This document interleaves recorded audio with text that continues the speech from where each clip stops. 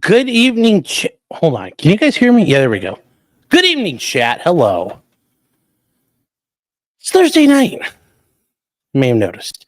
And it's Thursday night. Therefore, it is time for the Thursday night show. And what better place for it? Also, it looks like you guys got your looks like your names got fixed, which is nice. It's about time. It's about time the names got fixed.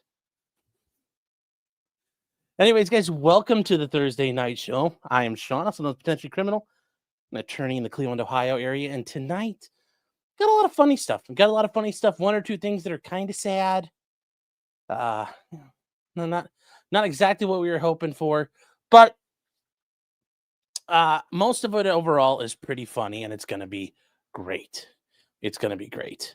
Roscoe says, I sent you a birthday card. Thank you. I will be looking forward to it. I did not see it today. So with that said, guys, we are live tonight. We are live on YouTube, Twitter, and Rumble tonight. Rumble is working. Rumble should be up. That is for sure. I know that because it's working right now. So there we go. And then last but not least is Locals. And guys, if you don't know what Locals is everything Patreon should have been, but before Jack ruined it and made it all gay. So at potentiallycriminal.locals.com, join us, guys. It is a great time. I promise you'll enjoy it there. We do all kinds of fun stuff. We do all kinds of fun stuff there. During the shows like this, we have a live chat going that is open to everyone. It's free to everybody. But the after shows, and those are where you have to be a paid member, pay for 10 months.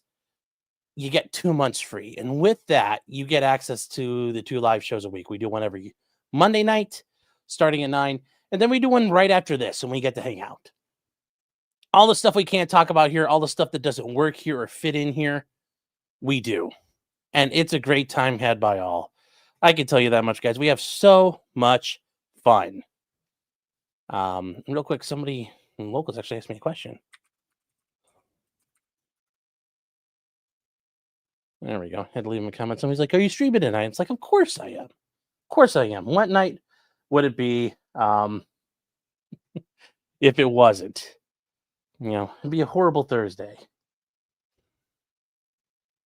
So I hope you guys join me over there. If you guys aren't sure if you want to do it, use a promo code summertime 2025. And you guys get free access for a month. I think you'll enjoy it from there.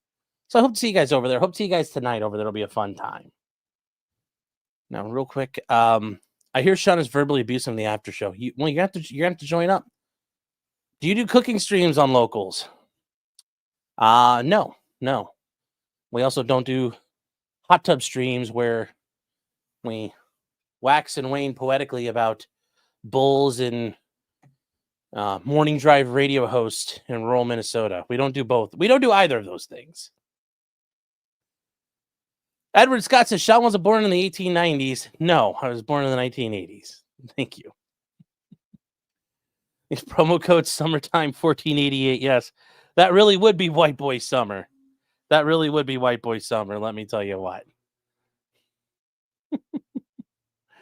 All right. You want a waxing stream?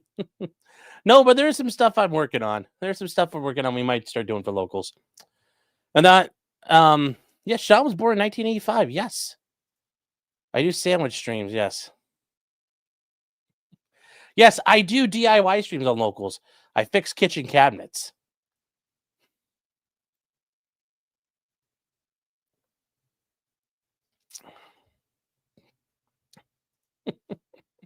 All right, guys. So we are going to get started here.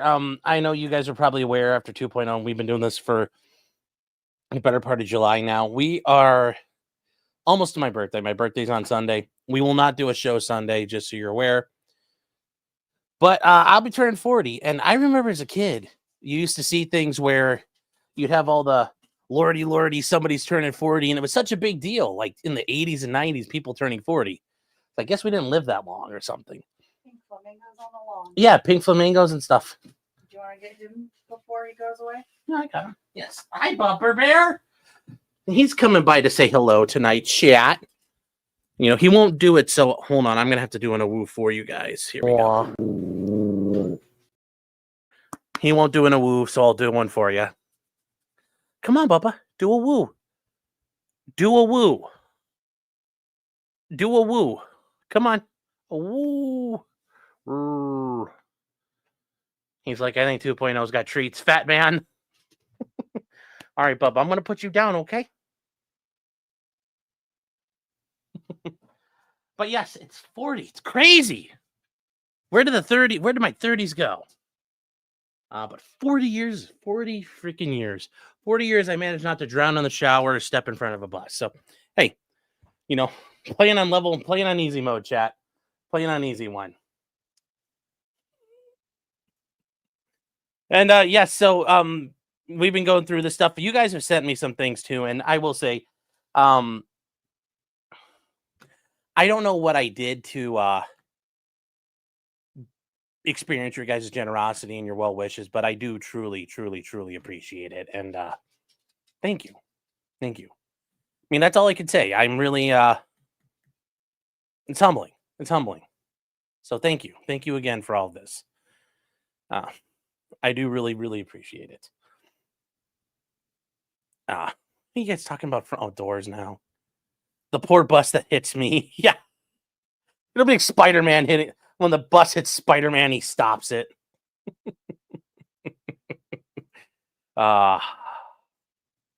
So, well, yeah. Well, yes, not being a Nick is a good start, but yes.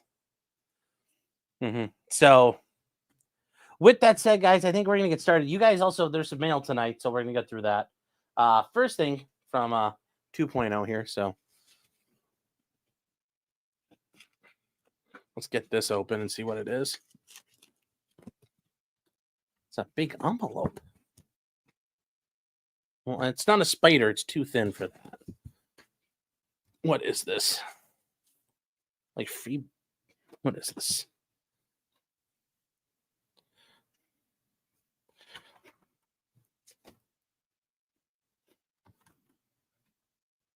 Sweetheart, thank you so much. I love you. So here's how it starts, chat. This is actually really fucking depressing, but it's from 2.0. It's a card. It says the world in 1985. The median wage, minimum wage is $3.35. A new house cost $90,000. The average income was $22,000 a year. Gas was $1.09.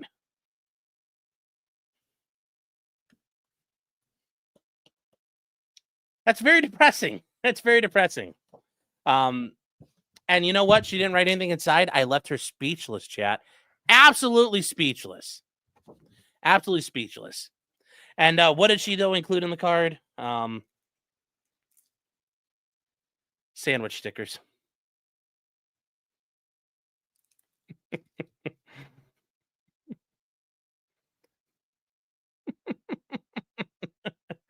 She should have got me a Switch too. No, I don't want one of those. Yes, Kia Patrick is right. Remember what they took from us. Remember what they took from us.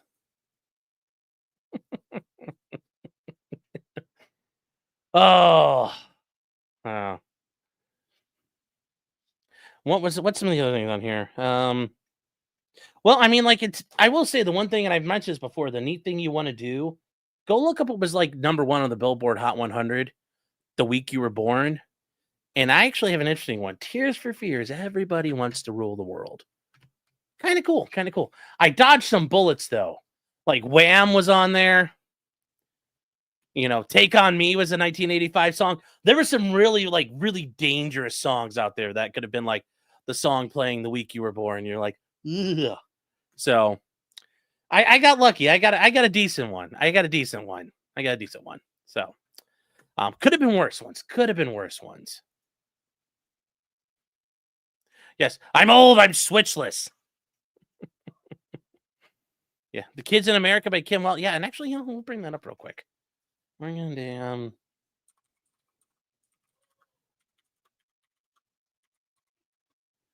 yeah, here we go. What is the? Hold on here, chat. Yeah, here we go. And real quick, green caps lock over on locals for $120. Holy shit. Thank you very much, man. It says happy 40th birthday, Sean. Thank you. Once again, you guys are, I don't know what I've done to have your generosity and appreciation, but truly I am very, very, very thankful for it. And I am super appreciative. So thank you. Thank you so much. But yeah, here are the songs for 1985. Like, right off in January, like, Aversion's great. I Want to Know What Love Is. Careless Whisper isn't bad.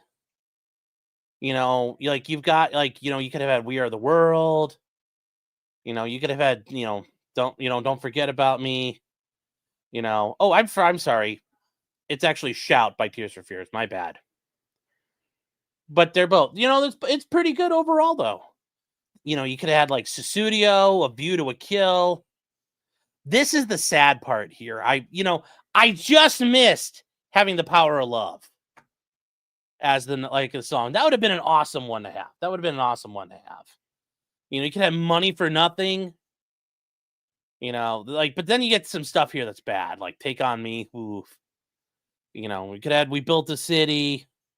There's some pretty good ones on here. You could have had, like, the Miami Vice theme apparently was just banging it out for a while. Like, there's some good songs out there. But for some of you guys, whoa. Some actual, there were some arrows to dodge out there. Karen, thank you for this. We'll show this meme in a second here. I'll save this and I'll put it in with the guys who are talking about that. Where is right here? Okay, perfect. All right, chat. So, Aha is great, you rotund shyster. I mean, like, I was walking in this afternoon I had to go to the post office after I got done with court, and I'm walking in, and somebody at the mailbox in our subdivision's, like, getting out their mail, and you could hear fucking Take on Me just blasting out of his car, and I'm like, holy shit, I do live in, like, McWhitersville. So, yes. It's iconic. I'm not saying it's not iconic. I just don't like. There's so much better songs in 1985 than that. So I'm just saying there's so much better songs. Like that. There's so much better songs. I don't know why, like, you guys are acting like they're not. Like, you're gonna tell me Susudio is not better than that. You're gonna tell me The Power of Love isn't better than that. Like, if you don't, well, I mean, you could say all that, but I'm gonna call you a fucking liar. I'm gonna call you a liar. I'm gonna say you're disloyal.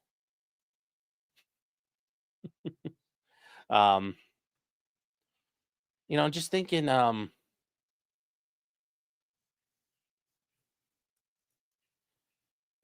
on here. Where is?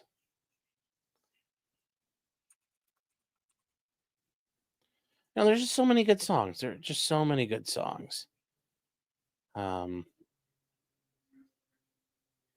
mean, like, like, even Madonna, you're gonna tell me Get Into the Groove is not, you're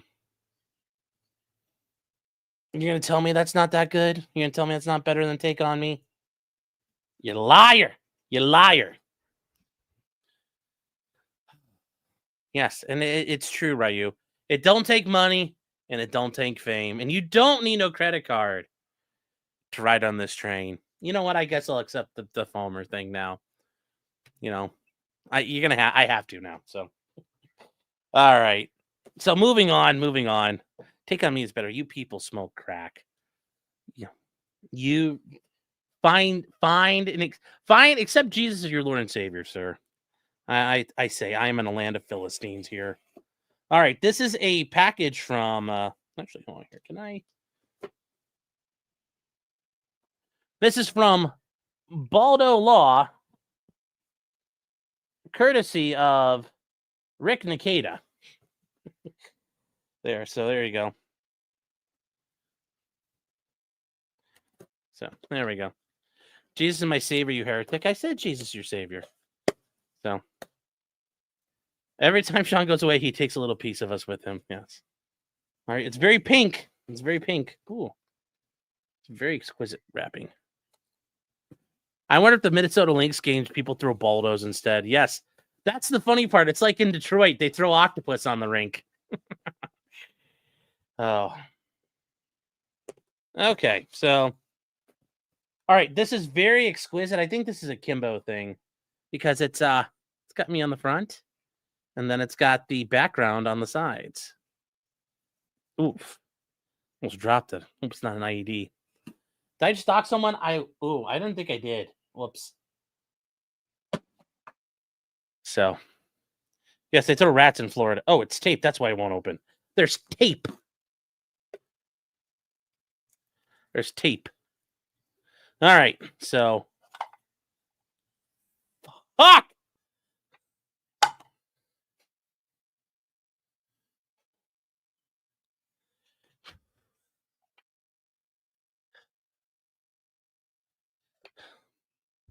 So, chat, observe. You pull it open.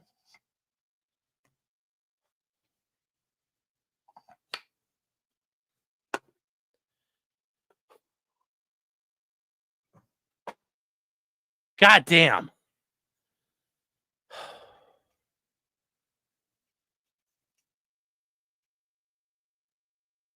So, Bob says, listen to Tears for Fears while playing Super Mario in a brand new NES. Yeah.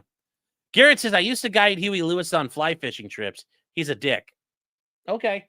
I mean, I will say with 2.0 and we watched the biggest night in music history when they did Live Aid for Feeding Africa or whatever. And they talk about setting up that whole recording thing. And like, I don't know, Huey Lewis didn't seem like a dick in that thing. So, but I guess he's an asshole.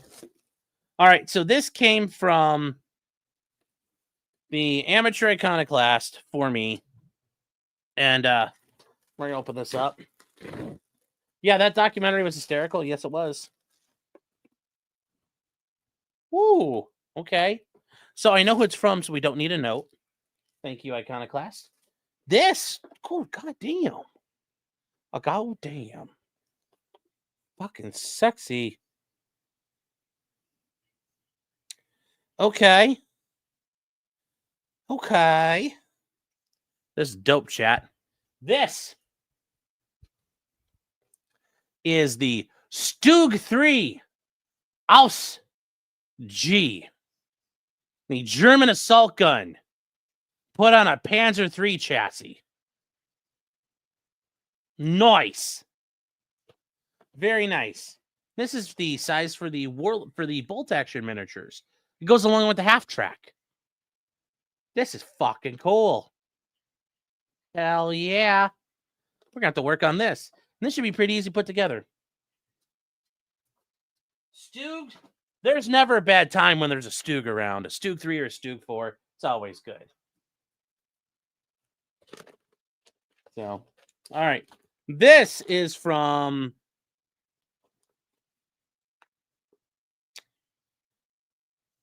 Well, actually, I don't know what this is. But it's bound printed matter, so I think this got sent media mail. Let's see here. But it's from Amazon, I think. No, it's not Amazon. Yeah, it is Amazon. Okay. So you probably, if you're out there, you know who sent this. You know who you are. Let's see if there's a...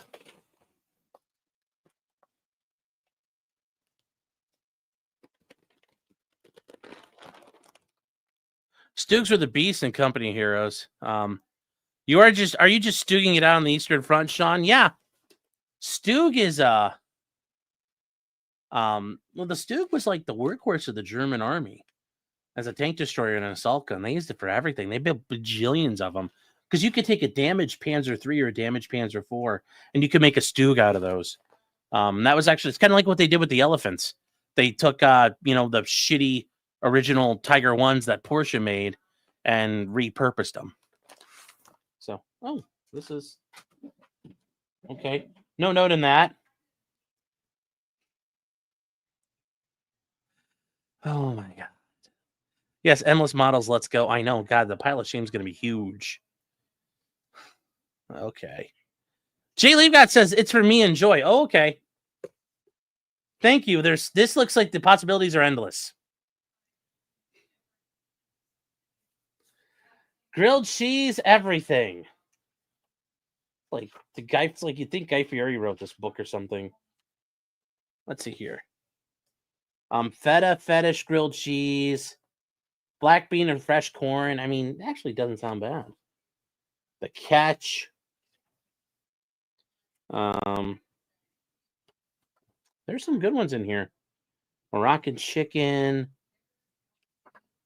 The Cuban. Well, you make it a Cuban. Yeah, that'll be good. The butternut buster. But thank you. I appreciate that. We'll have to make some goat cheeses off this. The bread, the cheese, everything in between. I mean, look at that. Pa-pow. Stewing it to your Oshi on Saturday night. Oh. Stacy says I need a salad book. Well, yeah, that's not inaccurate. It's not inaccurate. Hold on here, shit. I gotta figure out what I'm gonna do here. Hold on. We're gonna put this down. I'm gonna put this down like so. Like that. There we go. There we go. I just can't see where I'm looking now. All right. Last thing is from EDW Raptor. This came in along with everything else he had, and I was told, wait for this one. So I guess we're going to try this now. All right, chat. We're 20 minutes in. We got to roll. Okay. God dang. All right.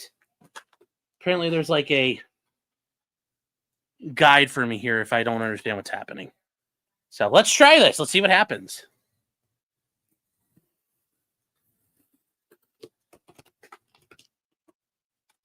It's not, I don't feel any wires. 5,000 living spiders. And then you're going to watch me light this fucking house on fire. You think I'm joking? I'm not. It's a whole fucking can of gas outside in the garage. Okay, read first.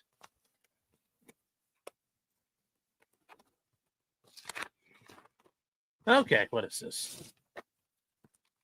All right. It says, Dear Sean, happy birthday. Thank you for all the streams you do in the community you've created. Through your community, I found friendship and the most random group of people that would have never have happened if it wasn't for you. You do truly have a heart of gold and bless many people's lives by just being in it. I appreciate that very, very much. But, you know, you guys are the people you are. And I just want to say that. But I do appreciate the kind words. Very, very much. Now with this gift, I won't insult your intelligence by giving hints on the time period or where it's from. Just know these 3 pieces are older than you and very hard to find. Almost impossible to find in the original condition. I stumbled upon them one night, states they were original vintage, thought of you and haggled down the price. With the help of Erica, I was able to get frames to make sure they're UV protected. There's a 4th piece you must make it your life duty to acquire to complete the set. So open up with care from EDW. All right.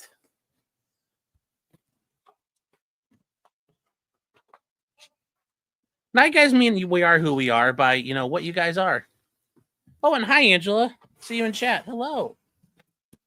Cut tape here. Well, that's always good. Is this anything? I think this is just wrapping. Oh, hold on.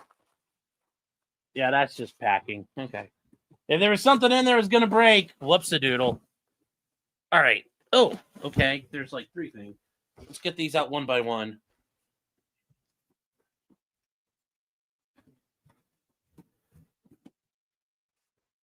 Okay, they're labeled A, B, C, and D. Was A the first thing technically? Because I didn't remember seeing a big A on it. So, you sent your stuff snail mail? Oh, whatever. You know, guys, like I said, I thank you for even sending me something. Thank you so much for sending me something. So don't apologize or feel bad for that at all.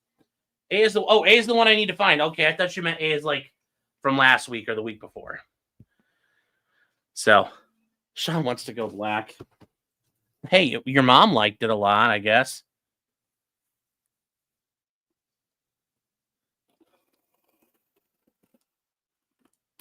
All right, it says cut here. All right.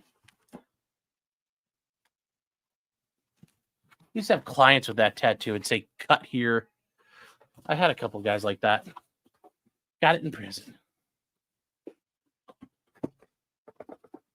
Why won't you come out? Come on. Come on. Benjamin Lewis says, I found a baby rabbit kitten that I'm nursing. Aw. Oh, Angela, you aren't feeling well, but I hope you're feeling better. Chat's working on sending Sean a Rolex. Just send me a Rolex. That's good enough. Okay, what is this? Cut tape here. All right, well, thank you for making it clear.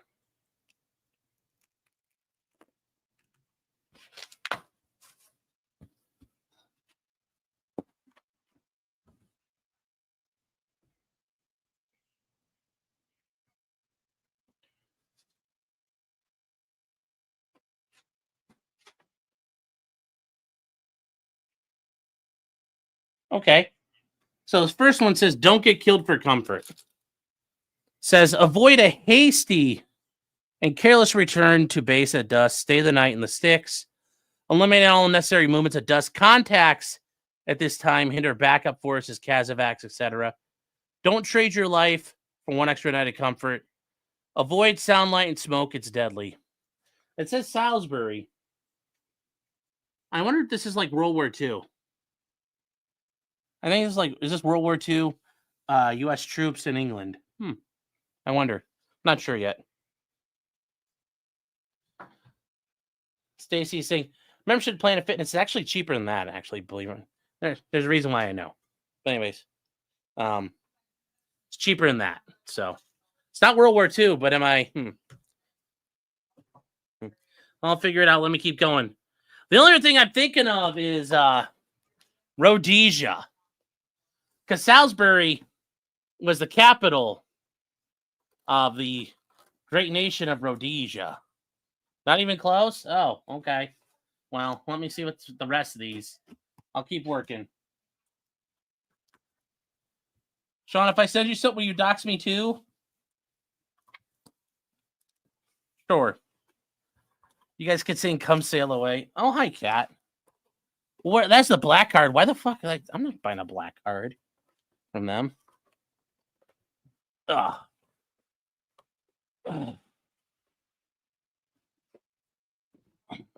Please tell me this is one about shooting fucking Mugabe or something.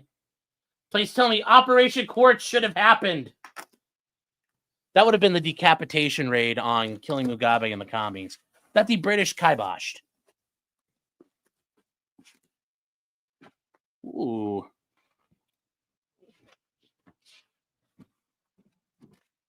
Regularity is a casualty. Yes. Don't regulate routes and times. Change routines often. Don't give the enemy a chance to plan. Let's not lose the game by default. That is so the guerrillas don't find you and kill you. You have irregular times. You don't go to the same road. The same time, you vary your routes. I like this. Super nice. Super nice. And they come with wire too already. Very nice. I have to hang these up. Like as I redo the studio here, I'm going to hang them. Well, they're nice frames too, and they match. Now I got to figure out if I find the first one, I'm going to have to find the frames now.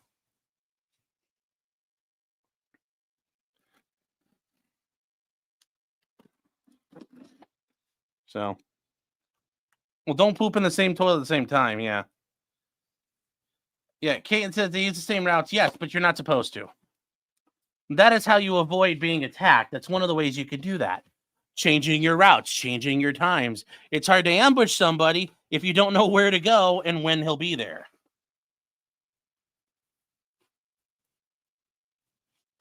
Jeez, these are packed like it's like you guys went and got like perfect packing material because this is tough. It's like perfect in there.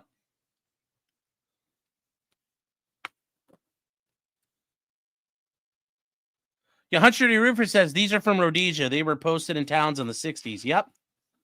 Right in the middle of the Bush War. But sadly, they would lose. Because the West sold them out. Okay.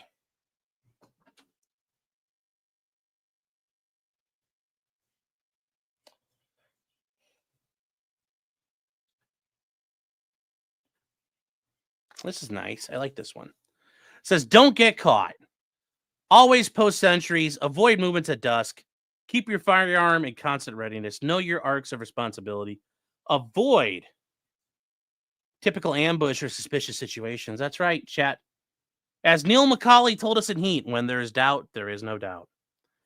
Be sure of your anti-ambush drills and tactics. That's right, chat. Know your immediate action drills.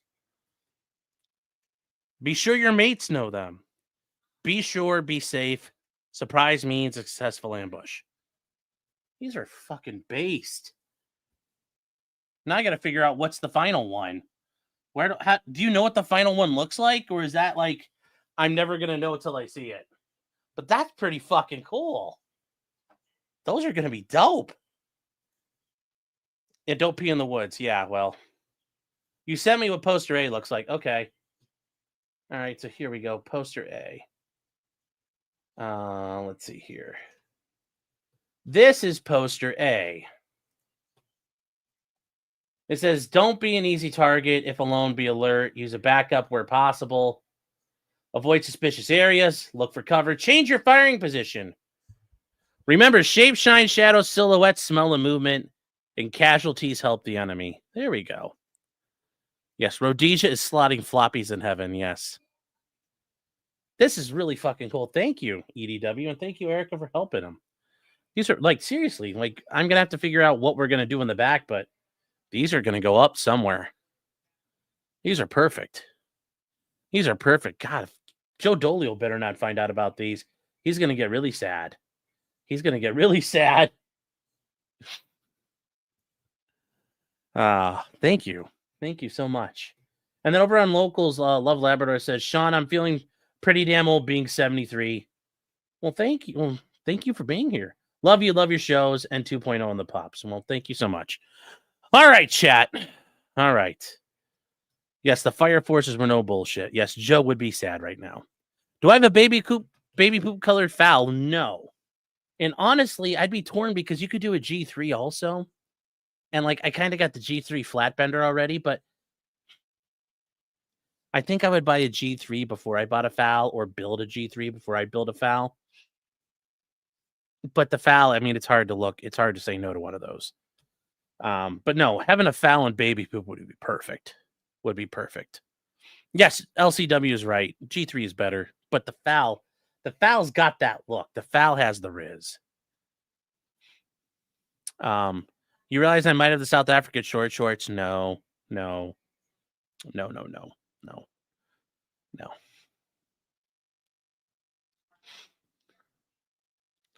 So, the Green Fallon short shorts, yes. Name a more iconic duo, yes.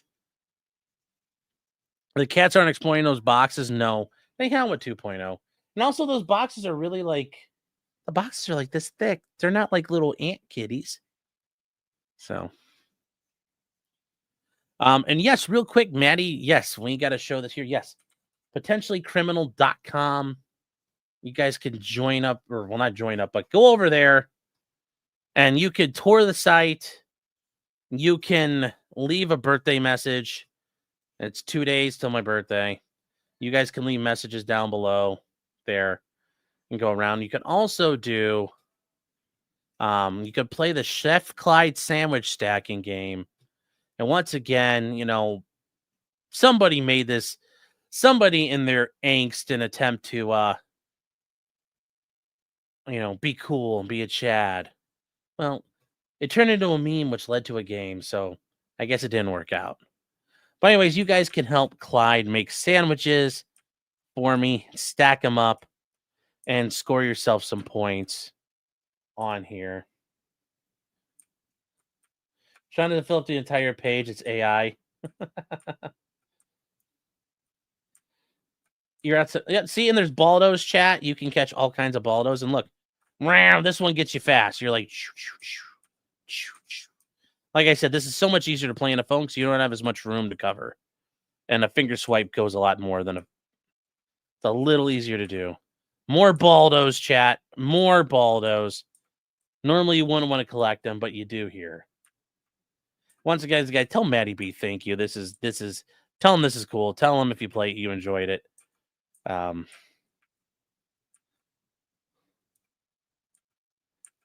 So yeah, you're not gonna see Darkside Phil playing this game, chat. Maybe you'll see Ninja playing it one day. Uh-oh, we only got one life left. Uh-oh.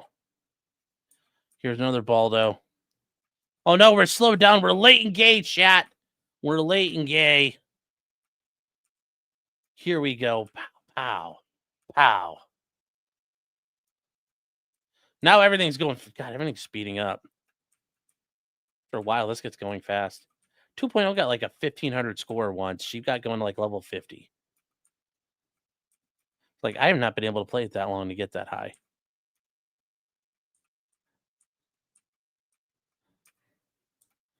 Oh, no, chat, it's all the goo!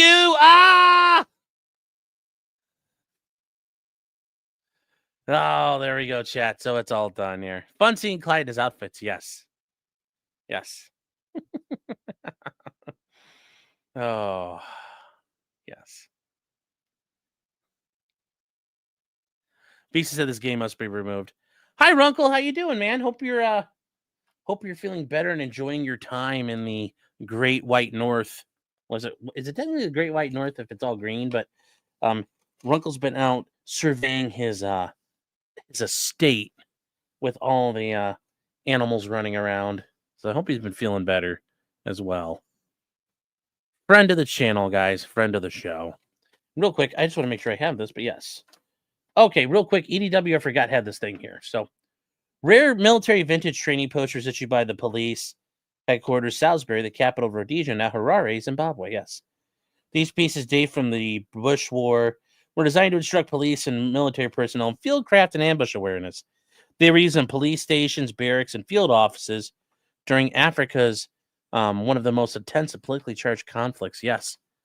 And if you guys don't really know, like if you thought Rhodesia was rough, you should read about what happened in Zimbabwe. That shit was like the Balkans in the scale of barbarity that was going on. Like that stuff was insane. So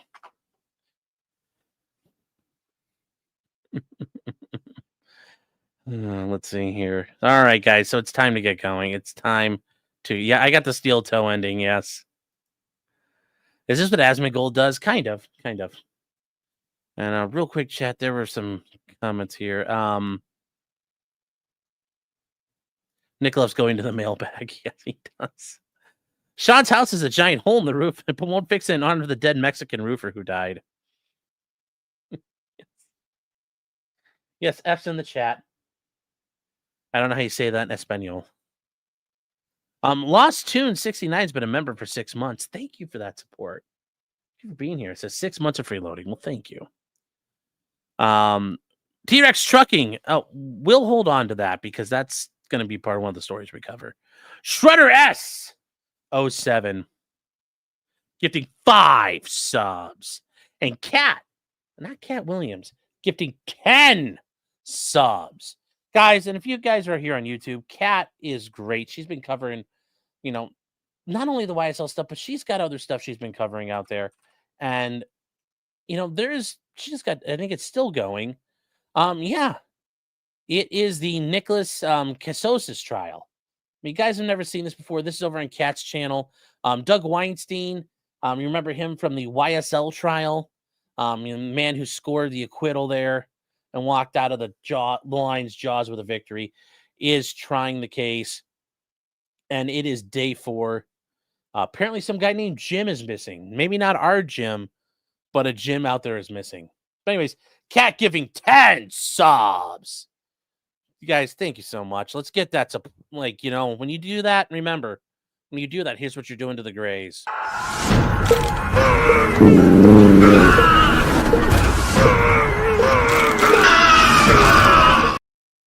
That's what you're doing to them. Making them suffer. Making them suffer. All right, chat. All right. It is time to go. Dr. Clyde, PhD. Why he's not a chef anymore. He got a PhD. He's such a good boy. Look at him with his lab coat on. He says, I'm looking for things that tick. Why he's gonna bring him right to me and say, open it, fat man.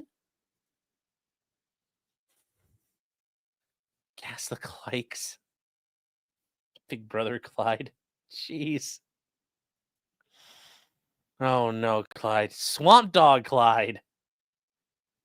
It says, Joyeux anniversaire. Gross home. Yes. Oh, and 2B Flair is asking Runkle, did the judge rule on the motion to seal yet? He says not yet. Well, there we go. That's a good update. It's an update there. But anyways, Runkle, hello. Hope you're doing well, man. So let's get started, chat. Let's start off with the first story. I mean, it's the one you guys all want to know about. The NBA. As it went, yes, pay us what you owe us. And all they did was cut a big old dildo in their face. And we're not joking. That really happened, chat. That really, really happened. There were dildos being tossed in the WNBA games. Big old green dills. And this is one of the good examples of it here. Object that just flew in as the... Hold on one second, chat.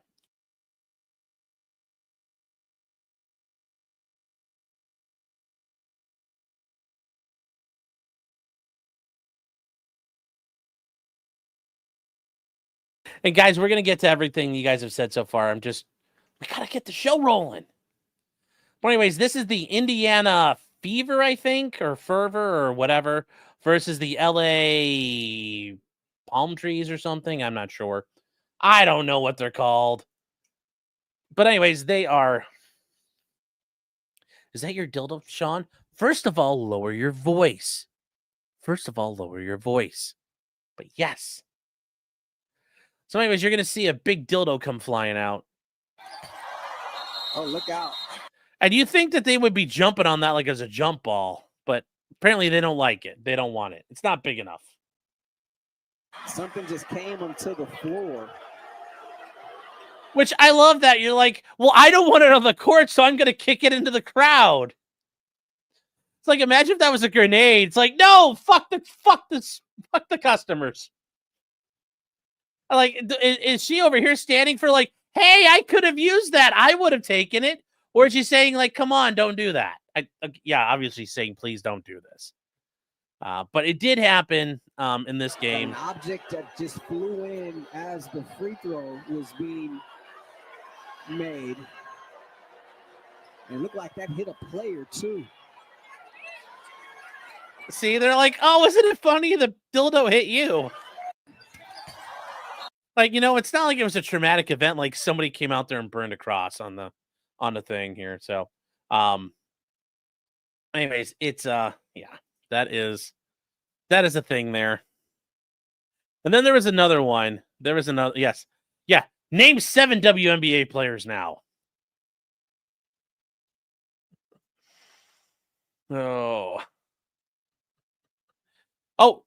Angela says it was like green. Oh, you haven't seen the other one. The original one that happened like a week or two ago. That was not the right one. So hold on here, chat. I gotta get back on this. Coming back to this, there are some updates on things you can buy, like at the WNBA store. You can buy your own green dildo from the WNBA with free orders over $29 for $20.99. Get your own throwable dildo. But it has happened at other games here. Now apparently this just happened. A purple dildo, like Mr. President. Chat, we have breaking news. Mr. President, a third dildo has hit the tower. Another dildo is hit, chat. Another dildo hit. Oh my God, Becky.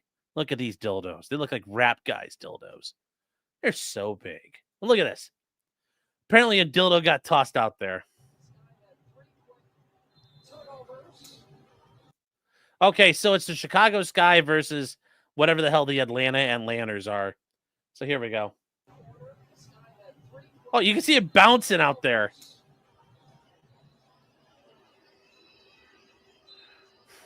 I like this one guy in the back. He's got his phone up like, yo, I'm taking a picture of a dildo. It's like, okay. So there you go. Dildo. We just had a new one, chat. Another dildo came out. Now, this is the original one. This is the OG of it all. You guys don't know. This is what started it all. So it's I don't know who the fuck GSV is. And then Hotlanta is playing. They play on a black court, which I actually think that's kind of cool looking. The Atlanta Genital Awards. Well, here we go. Whoa. That was Clyde, chat. He just howled. The Golden State Valkyries. Okay, thank you. I can't. Wait a minute. Wait a minute. How do you know that? Dun, dun, dun.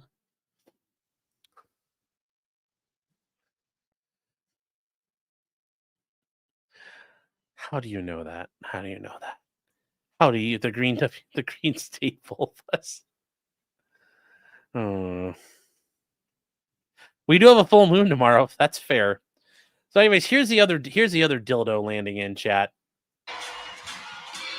Hayes gets blocked by Maya Caldwell. Something flies on the court, actually, from the. That dildo dropped onto the court like a Kinzhal missile dropping right into the middle of Kiev. Look at that thing, just zooming right in, like it's a Ukrainian school right there. Just bonk. Well, something flies on the court, actually, from the crowd. The officials will say they will continue play as that goes up. Of course, they miss a shot like that. Off the fingertips of the Valkyries. And you can see the object, the block right there. And the object comes, that green thing bounces and it goes to the sideline. We're not exactly we're not sure where it came from. No room for any of that type of activity. Yeah. And no one's picked the object up yet. You guys go. Yeah. My gosh. Okay. Okay. Inappropriate. Get him out of here, whoever it is. I mean, to be fair, it actually is appropriate for a WNBA game. It's inappropriate, and they've got like the most lesbian-looking cop. All the refs look like lesbians. It's inappropriate. It's like, is it really inappropriate? Is it really inappropriate? So, hey. Yes, the object. The object. Now, what happened with this? Well, there's been an update to some of the things that have happened here. It's even got to the point there's betting odds on it now. Prior to tonight, there were betting odds about the color of the NBA dildo, if not green. Well, if you bet purple, you're plus 325. Plus 325. That's it. Blue, and funny one, blue is the long shot here, chat. Plus 1,400. You know, I'm very impressed. I'm very impressed that, you know, there was no racism here. The odds-on favorites were a black and brown dildo or a rainbow dildo. But yes, there is a blue dildo. That was the real long shot. Yeah, blue Furby Oats. I picked blue. You put all your kids' college money on blue. No. Blue, guys, you can't bet on blue. Blue's like doing show bets at the dog track. That's just pure degeneracy right there. Degenerate gambling.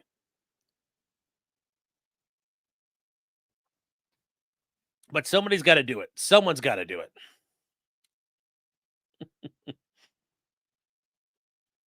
But what happened in the meantime, chat? What happened in the meantime? Well, that's where we get to what happened. There's been an arrest for throwing a sex toy at the Phoenix Mercury crowd, which I didn't realize that's what they were known as, but cool. Okay. Yes, the Phoenix Mercury, the thing, if you touch it, can give you severe poisoning and brain problems and neurological difficulties.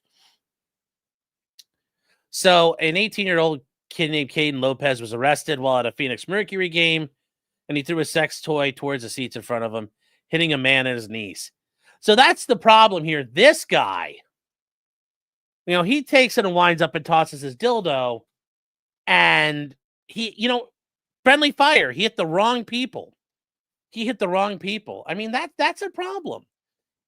Just like Cain Velasquez found out. If you're going to do stuff in society, you'd better hit your target. Shooting a gun, throwing dildos. You better make sure you aim at, like Worski told us, aim. So the footage shows Lopez sitting in his seat. He retrieves a green dildo from his sweater and throws it there, and he stands up and leaves the area. They say there were witnesses who told them what was going on. As they follow Lopez, they tackled him as he tried to leave. Think about that. Like, you threw a dildo and they are attacking him like, he's got a gun! The adult male victim got interviewed, and he was watching the WNBA game with his 9-year-old niece. When something hit the back of his head and fell to the ground next to him, he realized that the object that hit him was a dildo. And he desires prosecution. You know what? You get hit with it, and you hit a 9-year-old with it. It's like, I'm really feeling bad for you. Lopez said he was sorry, and that was a stupid prank that was trending on social media. Documents state he bought the sex toy the day before just to take it to the game. Sure, that's what they all want you to think. So he was booked into the jail on disorderly conduct and public display of explicit sexual material, which that's interesting. That's an interesting one they're charging him with. I know there were some people who've been talking about, well, could you charge these people with sexual indecency or indecent exposure? It's like, well, no, because they're not exposing themselves and they're not doing it for sexual gratification. This is all being done solely for laughs. Is it disorderly conduct? Yes, you're being disruptive and ruining an event. I could definitely see disorderly conduct being an appropriate charge there. It totally makes sense. It totally makes sense. So he has a court appearance later this month. It'll be interesting. He got released on his own recognizance, so it will be very interesting what happens at this point. Although it's very interesting though that he's gonna have to go to court and deal with this. So it'll be interesting to see how they handle it. They also found ESPN kind of brings this one up. They also found another guy got charged with throwing sex toys. And they charged and arrested another guy. And once again, I'm not surprised at disorderly conduct. So a guy who threw out a dildo during a Golden State Valkyries Atlanta Dream. Oh, that's what they're called? That's kind of meh for a name. He faces counts of disorderly conduct, public indecency, indecent exposure, and criminal trespass. Now, the trespass is an interesting thing. I think they're going to argue he showed up with the intent to do this. Therefore, he was never meant to be invited. You're only invited into the building if you're going to follow the rules. And he walked in there knowing he wasn't following the rules and was going to disrupt something, so therefore he's trespassing. I think that's a bit of a stretch, but I could see that sticking at the end of the day. The one thing I'm surprised about is how they're doing these indecent, exposure stuff. Like, I still don't think this works. Because ultimately, when you have public indecency, I don't see how this is going to stick for this guy. No pun. Well, actually, yeah, I guess all puns intended. All puns intended. I don't know how you do this here, because when you go to the Georgia Code, it talks about public indecency. What do you have to do? Well, you have to perform any of these acts in the following place. Sexual intercourse, not true.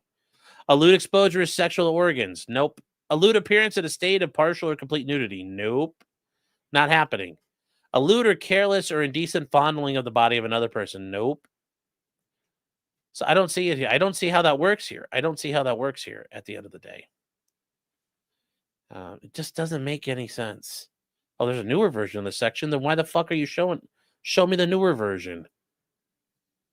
Let's look at the 2024 code. Yeah, it's the same thing. It's the same thing. It doesn't change anything here. So I don't see how this guy works. I don't see how that happens. I don't see how this one works at all. It doesn't make any sense. Unless there's Georgia indecent exposure. Yeah, it's all public indecency. So I don't see how that works for them. I could definitely see disorderly conduct because it is disorderly. And that's the thing. A dildo is not a sexual organ. So there was no, and this is not being done for sexual gratification. This is solely done to be an asshole. So I don't see how these guys are going to get charged, and I don't see how the charges stick. But this will be a fun one to follow going forward. So just take a dildo and kind of, suction cup it to the wall. We'll come back to that at some point.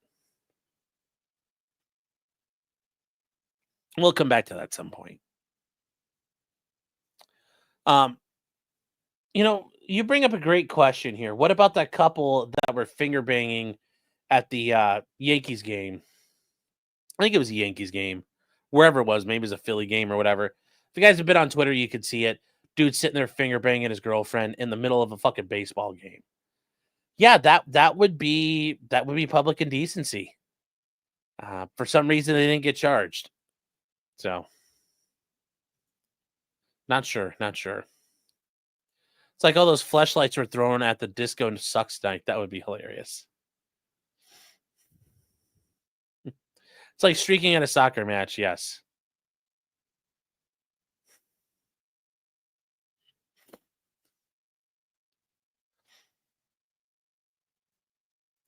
IK is saying, if I'm his lawyer, I'm looking up the cases of everyone who's thrown something on a court. Well, I'm sure they've been charged with disorderly conduct. That's not, he's going to get convicted of that. That's 100% guaranteed. So that wouldn't be a problem here. I was looking for my keys. No, it's not going to work. It's not going to work there. But there's some of the stuff that's going to work. And T-Rex Trucking for $4.99 says, bets on the poly market whether or not if an adult toy will be thrown on the WNBA court averages out to 25% likely, and now they're checking bags. Yeah. Oh, I guarantee they're going to start checking people out really hard now. Nope, pun intended. But thank you, T-Rex. John Coleman says for $2, what is a Mississippi bird bath and a hot Richard? Gonna have to ask your mom about those ones. Lord 8bane says always late. No, I was actually on time. Started at 9:30, so suffer. Lamo has been a member for 8 months. Thank you for being here. Says Sean Martin. This is the last one, my Korean cousin. And then Ryu Planeswalker's been a member for 4 months. Says we demand Clyde and the income tax being abolished. You might want to put a comment there because it's like we're demanding Clyde and the income tax to be abolished. Sorry, Haitian, not today. Not today, Haitians. And then Erica Thorpe for $9.99 says the most beautiful people ever. Happy birthday, Sean. Well, thank you. And then real quick, Benjamin 2000 for $5 says, thoughts on the H3 Snark mods hiring a strip mall lawyer to try and quash the subpoena that Denham's allowed? Or did you cover this previously? Covered this last night with Mindset, Legal Mindset. You're more like legal dick sucker. We covered that last night. I talked with them about that. We did a stream last night. We did a collab, as the kids say. I don't think it's going to work. And at the end of the day, if they're going to show up in the case, okay, great. I'd like to serve you now. Who are you? So I don't, and remember, at the end of the day, even if they're able to get it quashed, which I don't think they will, all Denims has to do is turn over his cell phone. Give me everything off your cell phone, Denims. Casey Tron, give me everything off your cell phone, including access to your Reddit. So, and then from there, they'll be able to find out all kinds of stuff. I'm sure they can.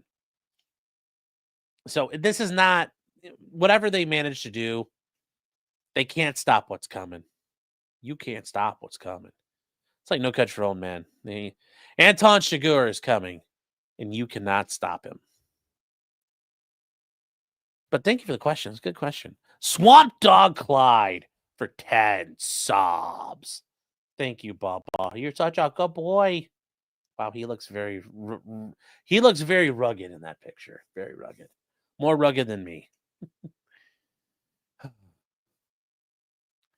Panchito Clyde for 199 says, "Hola, muchachos and muchachas." Yes.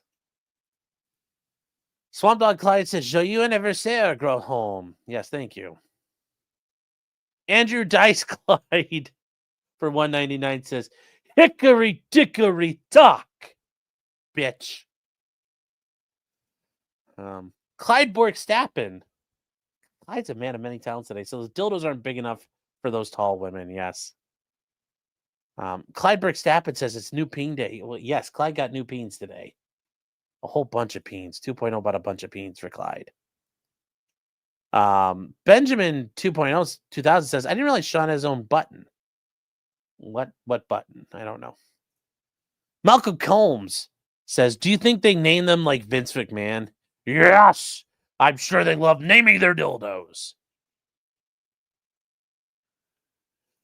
Furby Oates says, "When does that guy get his Adam and Eve sponsorship?" I don't know. Dolly Talk says, "I should go to his court hearing. That would be hilarious if you went." Didn't the WNBA conduct their own disorderly conduct by blaming everybody but themselves for the lack of fans? I'd be on their side for that one. Thank you, January 6th 2.0. Thank you. Are you saying like you're going to do January 6th like the second time around? Or you're the January 6th version of 2.0 if she went to January 6th? I don't know. Not message unclear. Message unclear. All right, guys, we're gonna go on from there. That is just remember, man, those dildos ain't no joke, man. Gotta be careful. Gotta be careful.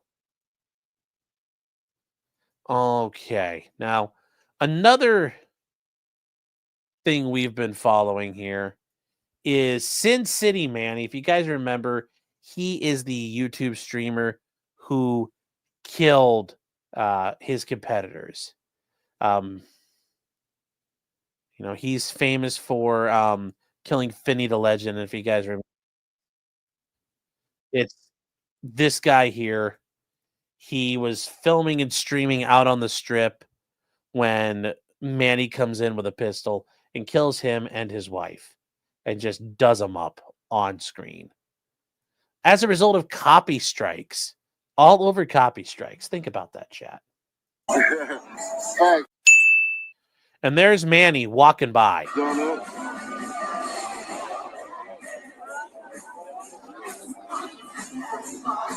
Rock the Casbah. And there we go. There we go. Yeah. So there you go. That happened. He got caught lacking. Yeah. He got caught lacking. So anyways, that's City Manny putting in work right there on a live stream. Air conditioning a dude. So Manny had he ended up having court hearing. He ended up pleading not guilty on the 4th, on Monday. So his trial's set for August of next year. This is a better look at him. Look at him in all his glory. It's interesting though. They do have the self. There is some reports there.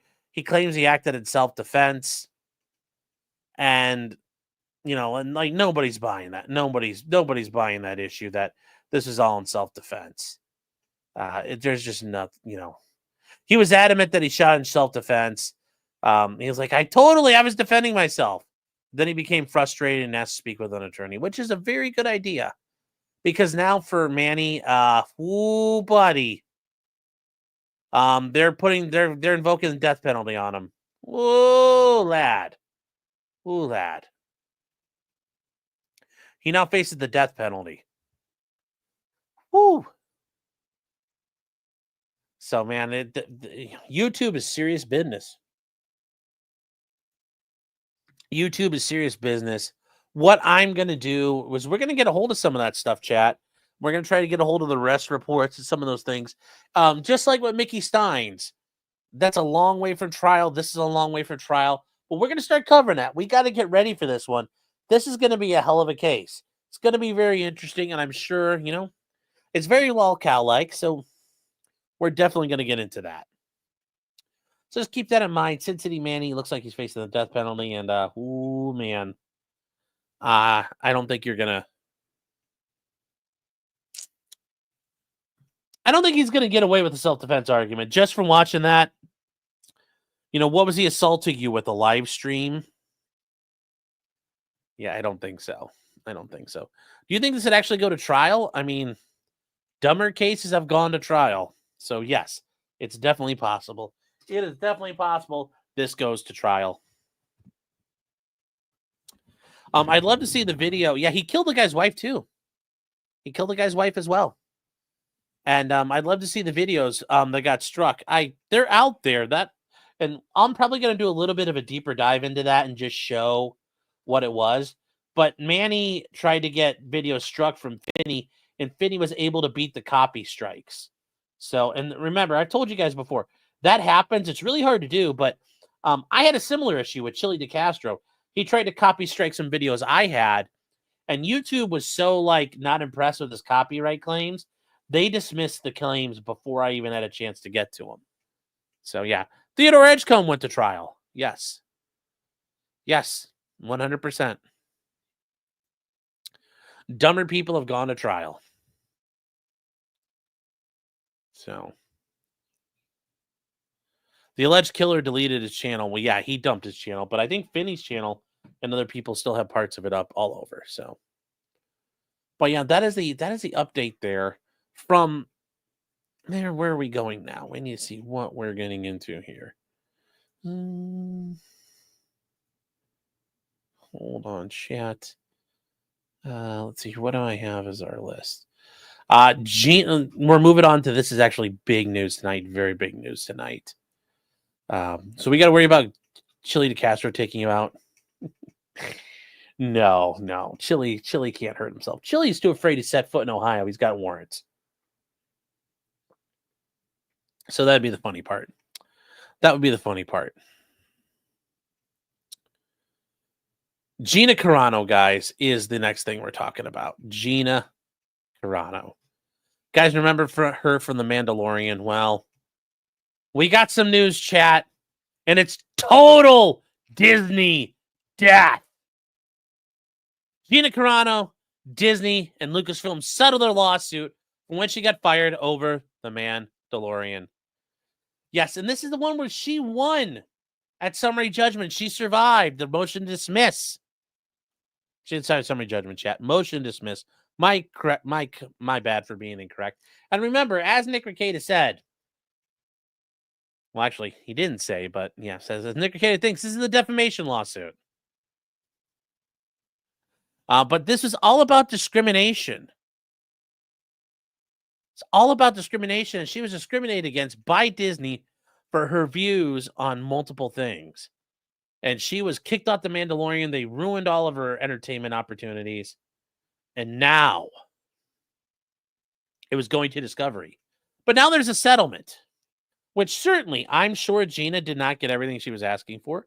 And I'm sure Disney had to cut her a fucking check out of this. I mean, it's definitely guaranteed she made money out of this. Question is how much? And we don't know that right now. We probably will never, ever know. This was one of the lawsuits that Elon Musk was funding. Remember, yes, Elon was involved in this. Elon was bankrolling it, helping her go to battle because he wanted to make these people suffer.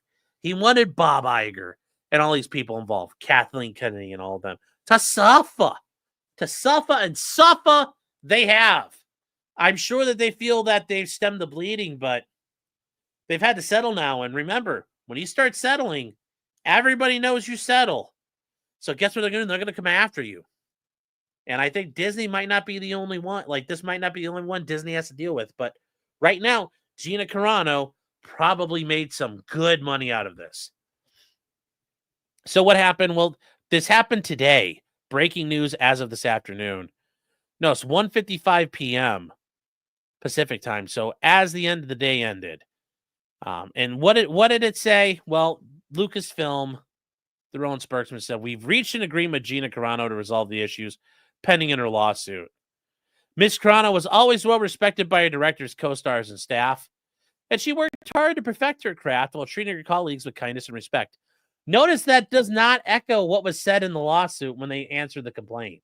Remember, I talked about how she was a fucking piece of shit and she was annoying? Isn't it funny how that changes? Isn't that funny how it changes, guys? As you get going in a lawsuit, it's funny how much that changes. So what did Gina Carano say? The best outcome for all parties involved. My desires remain in the arts. The terms of the settlement weren't disclosed, and they probably will never be. There's going to be NDAs abound. We will never, ever know what happens here. We'll never know about that. We'll never know. Wow, that moved very far. Why did this all move around? That was weird. So anyways, Gina Carano alleged she had gotten fired for voicing right-wing opinions on social media and sought a court order that would force Lucasfilm to recast her. And remember, guys, that specific performance, you're never going to get that. But she would get monetary damages. And Elon Musk made good on a promise to foot the legal bill for users who claim they have been discriminated against. And he did. And she says, I want to extend my deepest sympathies and most heartfelt gratitude to Elon Musk, a man I've never met, who did this good Samaritan deed for me. No, this was Elon Musk collecting scalps of his own. They say, this actually came in. Remember, this all came about because Carano said she wouldn't return after she shared a post, which she said most people don't. They don't realize. They get to the point where Nazi soldiers could easily round up thousands of Jews. The government made their first own neighbors hate them for simply being Jews. She's not lying either. People were trained to hate. You didn't take the shot, for example. It was the latest in a long string of posts that she had made that drew the ire of social media users because they're seen as right-wing on hot button issues. So what did she do? Well, she talked about things. She had previously mocked government mandates to wear a mask. She falsely suggested, I don't know about that.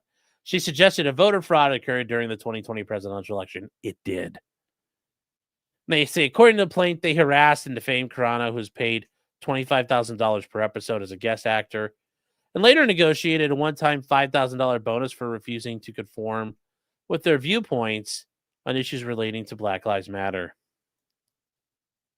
They say while she was allegedly fired for her cultural and religious beliefs, Carano said that the entertainment industry turned a blind eye to her male co-stars who made offensive and denigrating posts directed towards Republicans, like Pedro Pascal. And they say she was terminated from The Mandalorian as well as other titles in the Star Wars universe, including Rangers of the New Republic, which would have been more slop Kathleen Kennedy was going to send out. But and this was after she refused to meet Kathleen Kennedy and 45 employees who identify as LGBTQ plus IA2P ampersand. Now, the court declined to miss the lawsuit, which means it was going to go to discovery. And they chickened out. Now, potential witnesses would have been Pedro Pascal, Jon Favreau, Bear Grylls. I don't know why he would be involved, but okay. They were going to have everybody was going to have to testify. And now, Gina Carano's statement says, I've come to an agreement, which I believe is the best outcome for all parties involved, which means she got paid. She says, I'm going to extend my heartfelt gratitude to Elon Musk, a man I've never met. Thank you, Mr. Musk and X, for backing my case and asking for nothing in return. And it says, to my lawyers that share and who walked me through this unknown territory, thank you for your wisdom and guidance. They thank her for the boats that they now own, because these guys probably made yacht money. You know, they got multi-floored yachts now because of this. Do do do do do do do do do do do. It says, I'd like to thank you all for your unrelenting support throughout my life and career. It says, I'm excited to flip the page and move on to the next chapter. My desire remains in the arts, which is where I hope you will join me. Yes, I'm smiling. I'm sure she's smiling, and I'm sure Bob Iger and all of them are coping and seething like mofos. Yeah, did Bear Grylls drink their piss? I don't know. I don't know why he's there, but yeah, he drank to pay. Oh.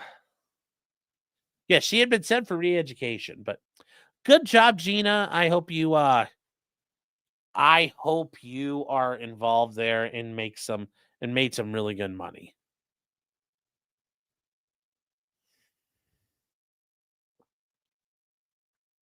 Lord 8-Brain says G5, Sean. What? I don't get it. What did I say, G5? Let's see. Will they buy the seas, Russia yachts the U.S. is selling? No, those are worth like billions of dollars, but the lawyers are eating good out of this one. Bob Iger gives zero shits. He won't pay for any of it. I don't know, man. Disney is Disney bet to me. Oh, G5 plane money. Oh no. No, not a G5. No. No. You need a lot of money for an airplane. You need like for a G5, you're thinking if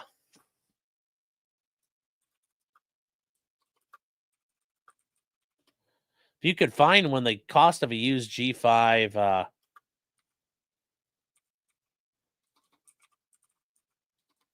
a used G5 right now is going to run you like 7.5 to like 13 million, depending on how new it is. You know, and newer models, you know, are going to be at least like $13 million. So I don't know if they made that kind of money. Yeah, Gina could buy like 20 Cessnas. Yeah. So Bob is out in 2026, Sean. He doesn't care. Yeah, you're still taking the L when you're in charge of the ship, man. That's no way to look. That's no way to look. So good. Congratulations, Gina. Make Disney suffer. Perfect. Perfect. It's perfecto. It's perfecto. Now, moving on to another topic, guys, that is becoming an issue here. And it's the issue of what's going on in Texas.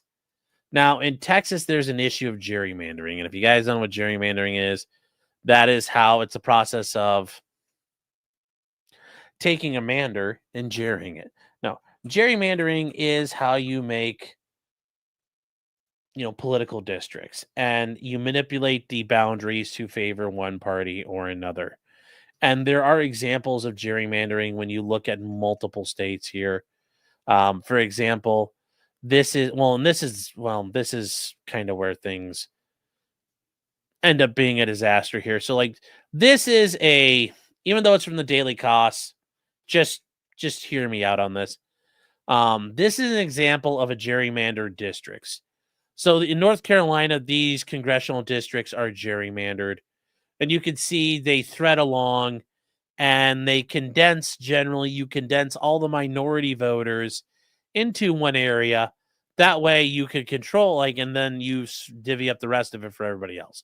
So you notice there are some parts of this that make sense, like District 11. This is District 11. That actually makes a lot of sense. I think that makes a lot of sense. But then you have ones like District 12. Look at this thing. It's like all over the place. And this is a thing in Republican states, but it's also a thing in Democratic states. This is a map that nobody wants to talk about. Look at these states. New Hampshire, Massachusetts, Connecticut, and then Rhode Island. What do you notice in all these states? There are no red districts. Massachusetts, you know, if you've went by like people actually voting, there are Republican voters there. At least 40% of the vote went to Republicans, and they gained no seats. So yeah, it's fucked up all around. It's fucked up all around. And Ohio is actually very famous for this. When I grew up as a kid, I can tell you I had the same congressman. Well, my congress lady was a lady named Marcy Kaptur. And this is not the same map exactly, but this is a pretty good example of it. So I lived as a kid in Lorain County, Ohio. And Marcy Kaptur was my congresswoman. And Marcy Kaptur had a district that ran like basically from here all the way along the shoreline of Lake Erie to Toledo. It was a fucking abomination, okay? And that was her district. Went to law school. Went to undergrad at Bowling Green in Wood County. Then I moved into Lucas County for law school. That's where Toledo is. I moved nearly 100 miles. And Marcy Kaptur was my congresswoman again. In Wood County, she was not. But that just shows you these maps have problems. That's what this leads to. Kind of leads to some garbage. Kind of leads to some garbage outcomes. But for me having to suffer with Marcy Kaptur, most of these give you Republican majority districts, which, you know, you're like, okay, well, that's positive if you like that. And yes, that's the thing. People bitch about the gerrymandering, but it happens. This is part of the process of gerrymandering. Well, one party's going to win. One party's going to be in charge. Like, shit happens. That's just how it goes. There's not a whole lot you can do about it. As much as people want to cry, win your fucking elections. And this is Maryland, for example. Maryland's map since 2012, there's one Republican that wins for the congressional maps. Look, it's 7-1. They've been jerking it around for a while. And it's funny because they talk about the most gerrymandered states, and they talk about like, these are almost all red states except for Maryland. You know, they talk about Pennsylvania's gerrymandered. West Virginia's gerrymandered. Kentucky's gerrymandered. Louisiana. You know, this is the current Louisiana map where there's only one Democrat and 5 Republicans. Okay. Notice, and these guys talk about Utah's current map. Yeah, that's what happens. And now they talk about Texas. And aside from this, what about Illinois? Illinois' map's pretty fucking gerrymandered. And notice these guys won't bring that up.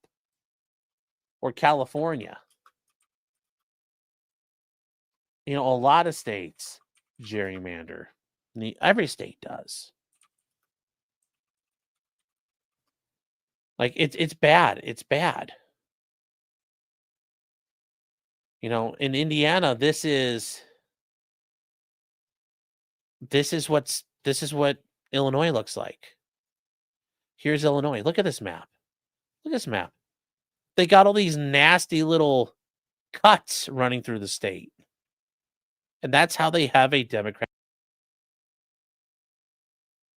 That's how they have the majorities in these states. But it happens on both sides.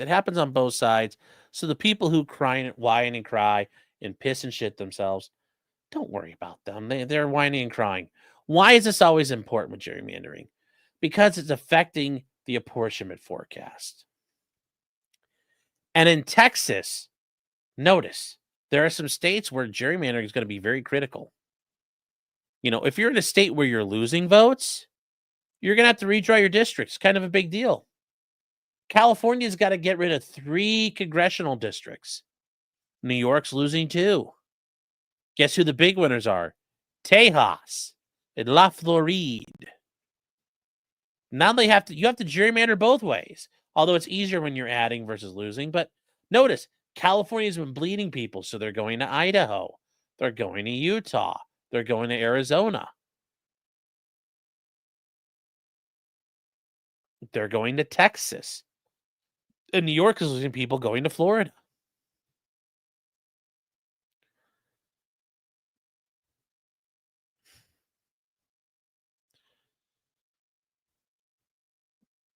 Now, what's going on? Well, the big battle right now is in Texas. And this is right now the this is the Republican drawn gerrymander for Texas. And you're like, okay, well, notice the outcome in 2016 was the Democrats 11, the Republicans 25. And you're like, well, wow, yeah, that's pretty tough. That's a pretty, like, okay. Well, the Republicans in Texas want to do a new redistricting. And what are they going to do? Well, they're going to figure out a way to add seats. So when they did it before, they changed from this. You're like, okay. Well, Texas is going all out. They're going to add 5 Republican seats. Look what they did. Oh, no. Oh, no. Poor Democrats. You're like, uh-oh. And this is what happens. The major things they did, they condensed the seats at the bottom. They redrew them. They redrew these seats down here, among others, to fix it so it goes Republican. You're like, wow. Yeah. Pretty hardcore. Suffer. And yes, this is a political, it's a problem. To the victor go the spoils. To the victor go the spoils. But what has happened in Texas? Well, the Texas legislature has to approve it. And the issue is in Texas, you have to have just like any government, your legislator, you have to have a quorum. And a quorum means the number of voting members present to deliberate and debate or vote on a measure. So most states define a quorum as a majority of members, meaning you can maintain a quorum if the minority party disappears. There are 4 states, though, Indiana, Oregon, Tennessee, and Texas, where the quorum is 2/3. 2/3 of your voters, 2/3 of your representatives need to be there, which means you have to have minority party support for this. Or if they don't show up, you don't have a quorum. Well, what happened in Texas? Well, the Texas Democrat delegation hopped on a plane and left the state and just said, peace out, Boy Scout. We're done. We're not dealing with this. So they have fled the state. Now, this is not an uncommon thing. This actually has happened before, guys. They're, noteworthy legislative walkouts. Now, when you guys see this, this is actually like the party that's in control of the chamber here. So if the Republicans are in control, that means the Democrats walked out. And this wasn't a big deal, really, until like the year 2000, where it started happening. And then notice, from like year 2019 onwards, the Republicans in Oregon left for 9 days. In 2020, they left for 13 days. It was actually a big deal. I remember reading about this when it happened. They were claiming they were going to go and hunt them down and arrest them. In Texas, the Democrats walked out, twice. In Oregon, it happened again. It happened a couple times in Oregon. In Michigan, it happened. In Minnesota's facing an ongoing one. And in Minnesota, it's interesting because the Republicans and Democrats split their House of Representatives like evenly. And then in Texas, once again, starting in August, the Democrats have fled the state. Now that leaves a problem. What do you do? What do you do with that? Oh, is it not sharing? Fuck. All right. Sorry, chat. This is what it shows. This is what it shows. It is how people leave. It is how this has happened routinely. But now the Democrats have left Texas. And that's caused some problems. There's no quorum. We can't approve the new districting map. So why are they doing this? Because we can, is what they said. And you know what? That's, it happens. I'm in charge. That's why we're doing this. And guess what? They are doing this. Now, what has happened? Well, there's a bunch of stuff that has started to go on. The Texas government is going forward to figure out what they're doing. So some of this is kind of cringe, and some of it's not going to lead to much here. But Attorney General Ken Paxton is launching an investigation into the Soros-funded PAC for unlawfully funding runaway Democrat legislators. Now, how do we know something happened? Well, the Democrats flew to Illinois and on a chartered flight. You're like, how the hell did they pay for that? They don't have that kind of money. Who paid for this flight? Who paid for it? What were they doing with it? We don't know the answers to that yet. We don't actually know what happened. We don't know. And what happened is, well, we don't have answers for that yet. We don't have answers.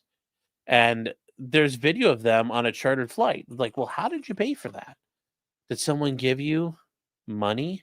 Of course. Of course. But who paid for the jet for all of them to flee? We don't know the answer to that. We don't know the answer to that. But we do know, like, here's a picture of them, on a nice chartered bus after they landed. And they're hanging out in Illinois. And they flew from Austin all the way to O'Hare. How did they pay for that? How did they pay for that? How do they pay for that?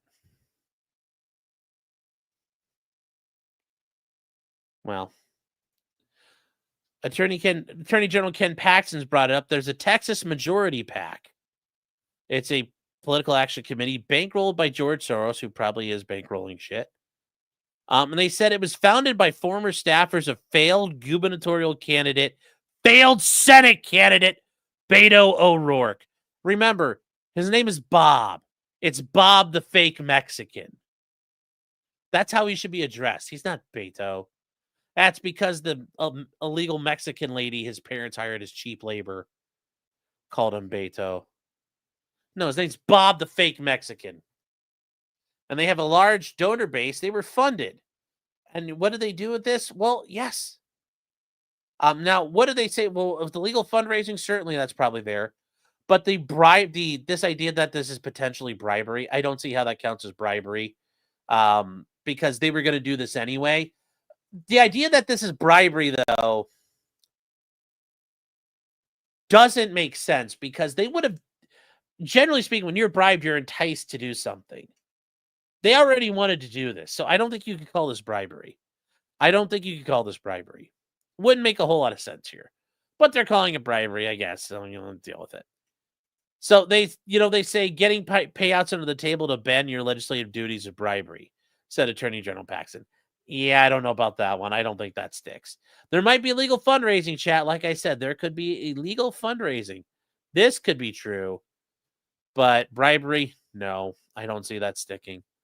So they actions indicated maybe using Soros-funded resources. He says there'll be a heavy price to pay. No, there won't, unless it was done illegally. So they have issued a request to examine their books. Well, it's not going to go anywhere. I mean, this sounds great for Twitter, and it looks great on the news, but that's about where this is going to go. Now, in response to all this, the Speaker of the Texas House of Representatives actually did something pretty hilarious here.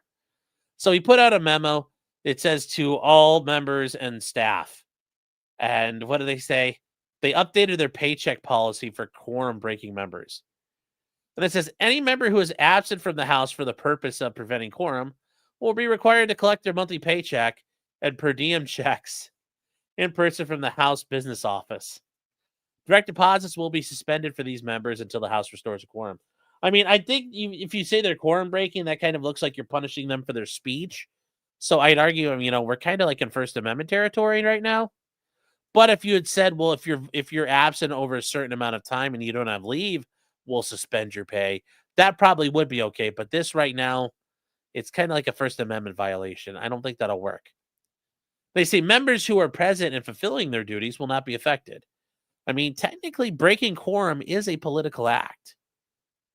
And they say direct deposits for those guys will continue. And I think that's what's going to get them in trouble at the end of the day. I don't think that goes anywhere, but we'll see. So they say the acting comptroller, whose office is responsible for issuing all legislative paychecks, concurs with this policy. She doesn't care. She didn't know what the hell's going on there. So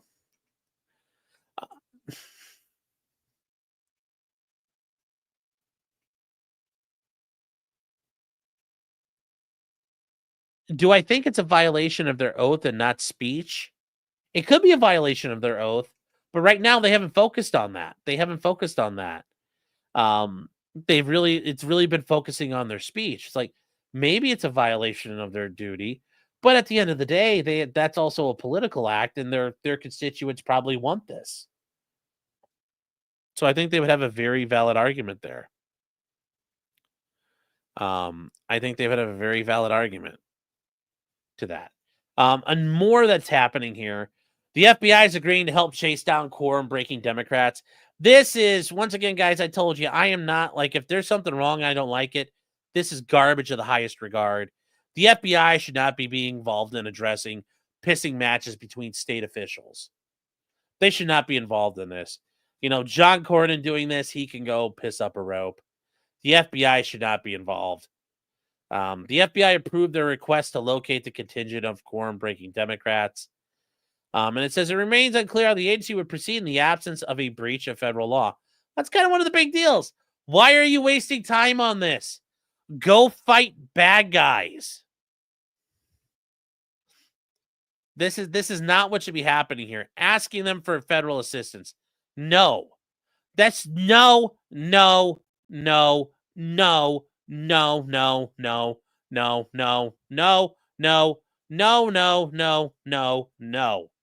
No, that should not be happening. That should not be happening.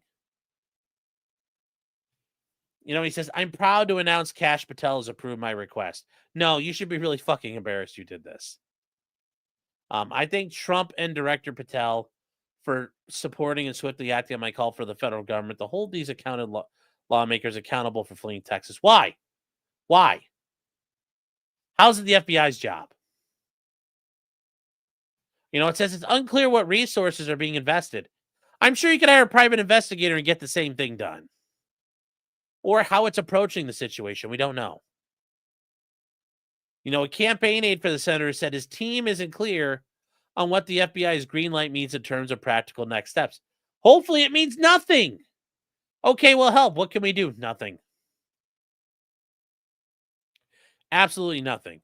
And they point out, quorum breaking is legal in Texas, which lawmakers and experts have highlighted amid the Republican attacks. Yet you're allowed to do this.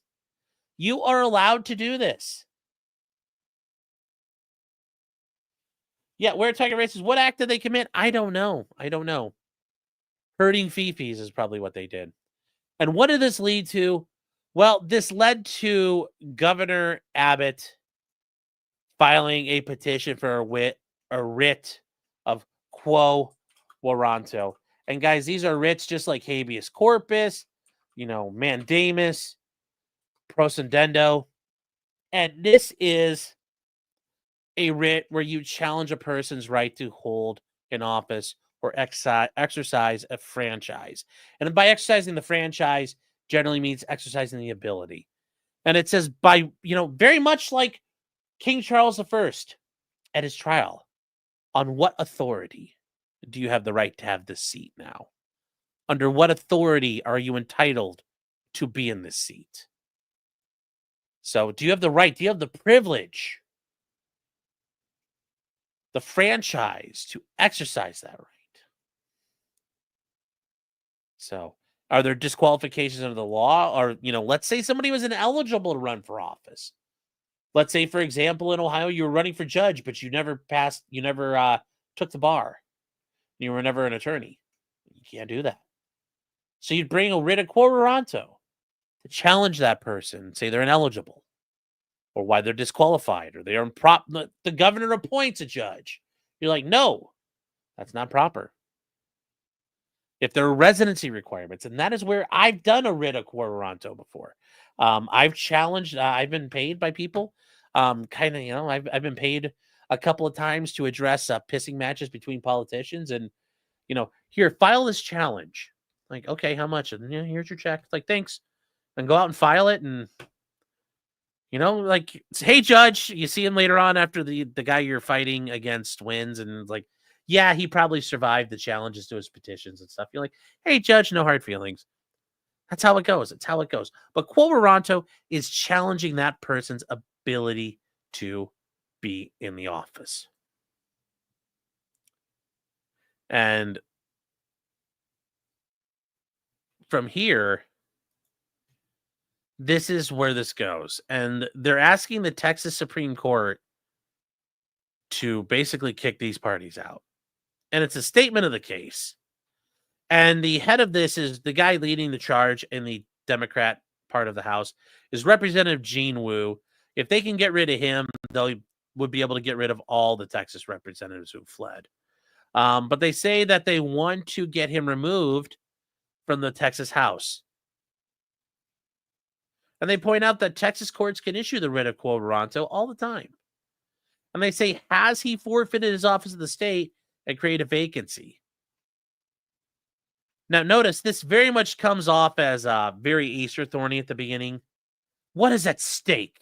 Nothing less than the future of Texas. If a small fraction of recalcitrant lawmakers choose to run out the clock today, they can do so for any and every regular special session. And that's the thing, chat. Texas's government runs on very short timelines. Their legislator is not just sitting around all year long like Congress, or in some states, like in Ohio, they're in session all the frickin' time. Texas has very short periods they're in power. They're in session. And they say, this means every state budget could be held hostage until the whims of a small fraction of legislators, known as a minority, are satisfied. Yes, that's how it works. It doesn't have to be that way. The rarely used writ exists to solve rare problems such as this. And the court exists to solve such cases with ramifications far beyond the individual parties. That says, so here too, the court's decision will determine if only 1/3 of the legislator could dictate the outcome for 100% of Texans. Well, if it was 51-49, would that make you feel any better?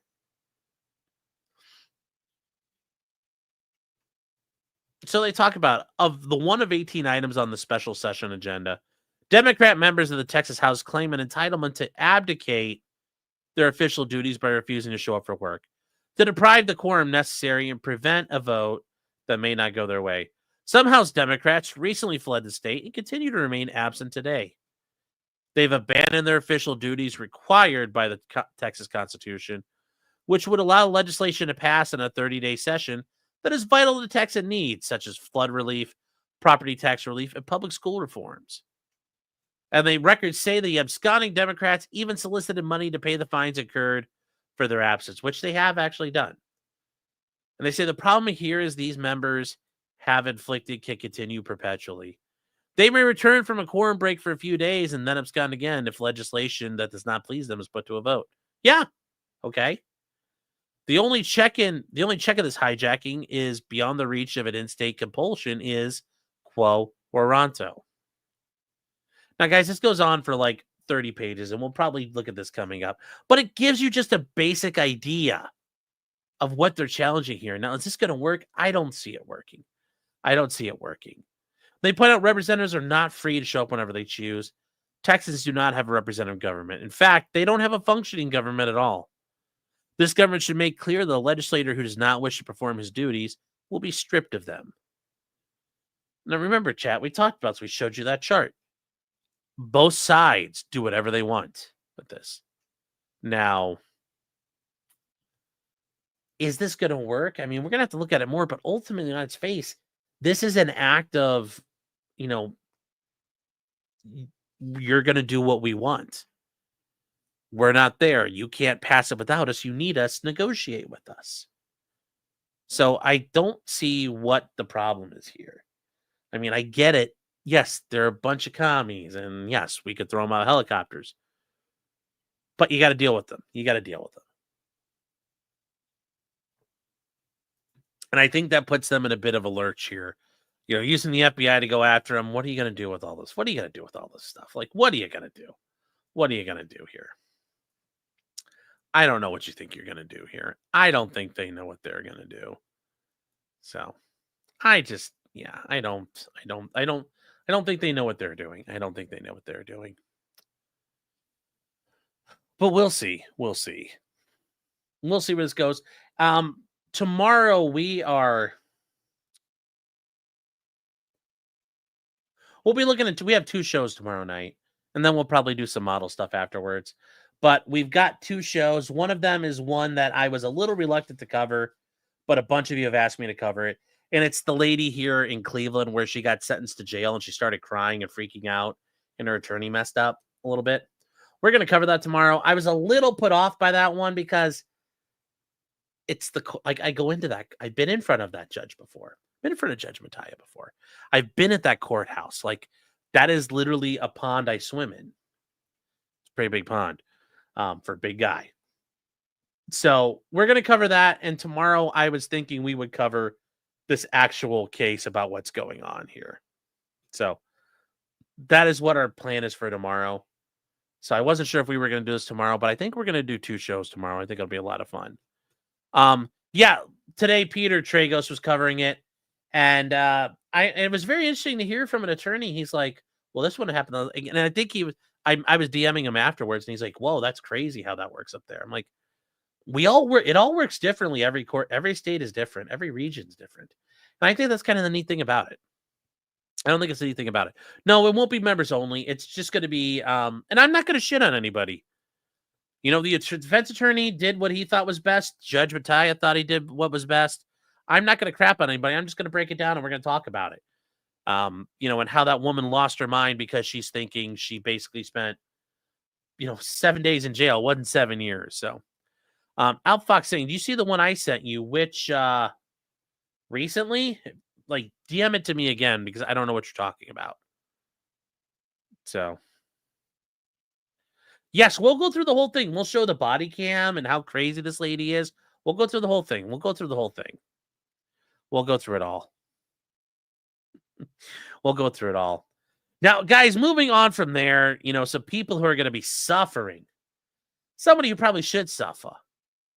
Jack Smith, the special counsel who went after Donald John Trump, the 47th president of the United States of America, is being investigated for possible violations of the Hatch Act. Ooh. Uh-oh. Oh, no. And yes, here he is. The cuck master himself. Not that Jack Murphy, chat. Not that Jack Murphy, the other Jack Murphy. Now, is this really going to go anywhere? No. Nothing's going to happen. Guys, like I said, nothing's going to happen here. It's also just like we're not going to get, like I told you, Trump isn't going to send JSOC out with a bunch of kill orders and do a big strike in the middle of the night, decapitating the deep state. That's not going to happen either. So this is all just smoke and mirrors. Takes your mind off the Epstein list and everything else that Trump is doing that isn't good or is kind of retarded. So what's going to happen? Well, the Office of Special Counsel has confirmed that they're investigating possible violations of the Hatch Act. Because even though Jack Smith got brought in, he was operating as a government employee. Now, here's where it becomes an issue. What did he do that was political?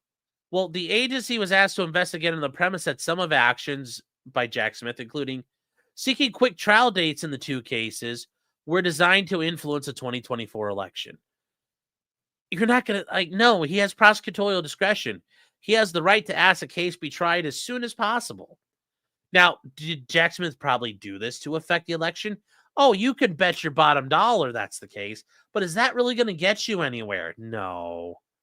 That's no. And here's the ultimate thing. What happens if you violate the Hatch Act?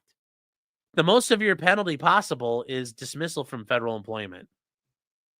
Well, guess what? Jack Smith left the office at the start of the year. He resigned because his case was over anyway. And then the other thing here is the issues of prosecutorial discretion are different from the types of cases the OSC typically handles. The office traditionally investigates and addresses violations of federal rules about the civil service, or people just, blatant Hatch Act violations. This one, though, yeah. Keopat says take his pension.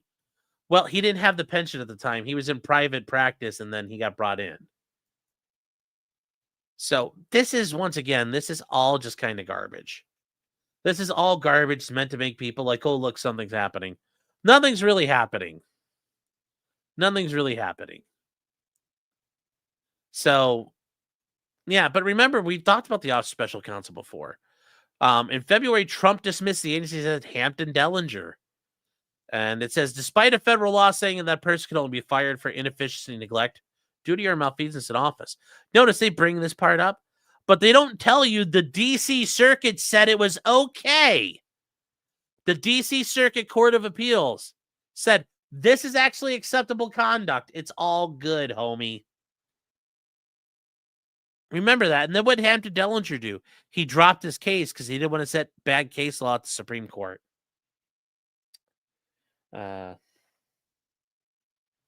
at the time, Dellinger had been arguing for reinstatement of thousands of probationary workers who had been fired by the new administration. And remember, those people, they're all still afuera.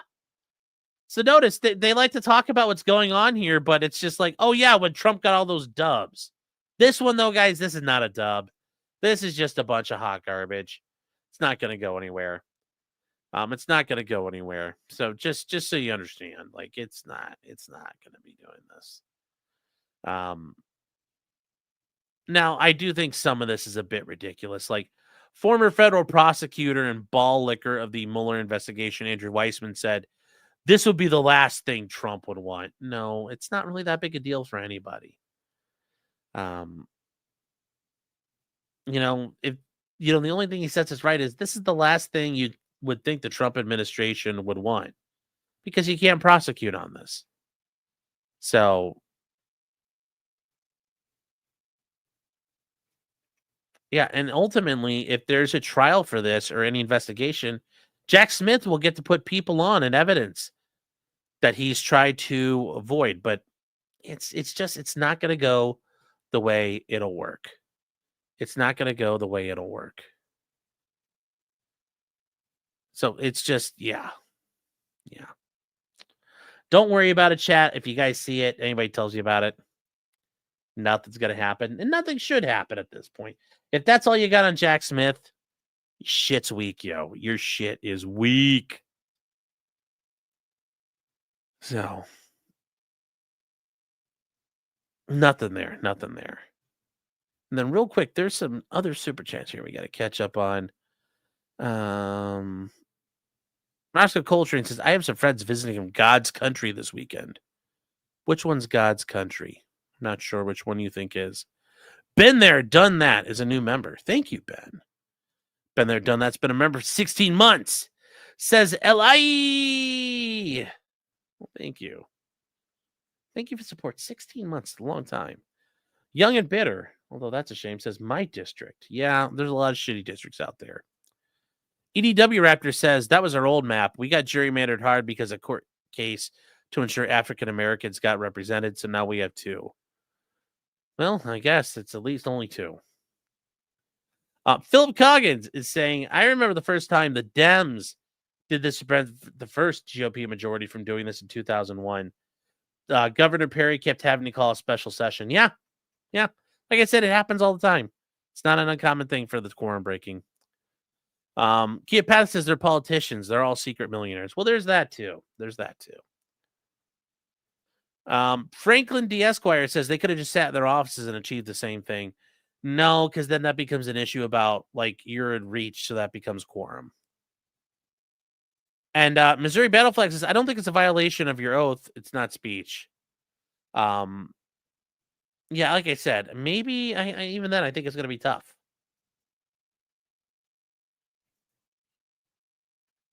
Kia Palace says progressives say it's argued if you get fired for your speech.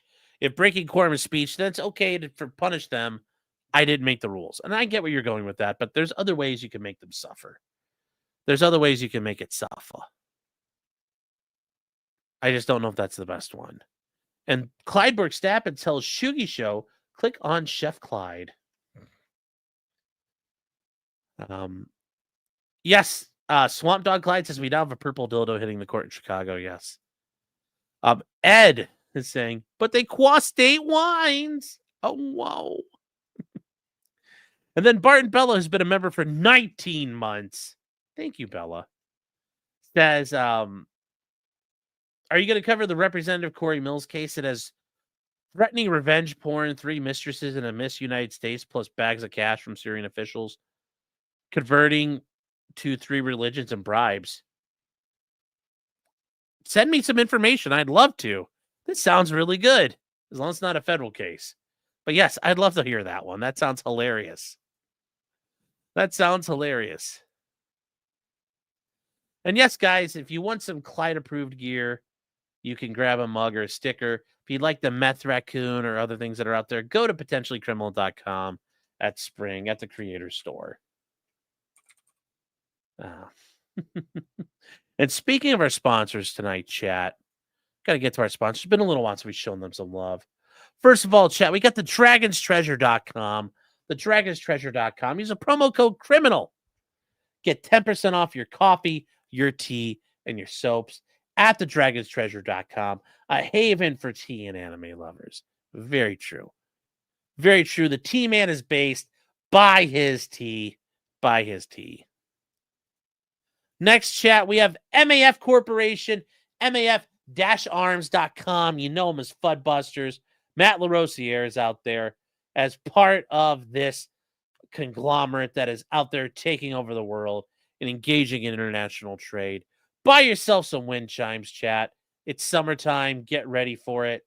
You know, the winter season's coming. The fall, it gets a little rainy and windy out there. What better than have some spooky wind chimes? Use a promo code POTCRIM, 10% off. And chat, last but not least, we got to go to it. It's Stoney's Bar and Grill. That's right, chat. Stoney's Bar and Grill at 158 East Broadway Street in Rockville, Minnesota, chat. Chat, we are in the dog days of summer, but you know what? It's still Thursday, $2.50 cans. It's still bike night. Go out there and crank your hog at Stoney's. Tonight, they had Under the Hood Grill out there serving food. Tomorrow night, chat, they got Jam It Anyway entertainment. That's what Nick told Aaron. Jam it anyway, baby. And Aaron's like, I'll try. And then Saturday in the garage is Rick Bricks from 2 to 5. I mean, doing everything you can out there, chat. Sadly, earlier this week on Sunday night, Stoney's was closed for the evening. They'll be back. They were back open the next day on Monday at 4 p.m. Stoney's they're doing it up. They're not afraid, chat. They're not afraid. Stoney's is still open now, chat. They're open till 12 a.m. It's 10:30, chat. You can make it out there. Get yourself some road pops at Stoney's. Stoney's, serving Minnesota as the premier biker bar. 30 years running. 30 years running.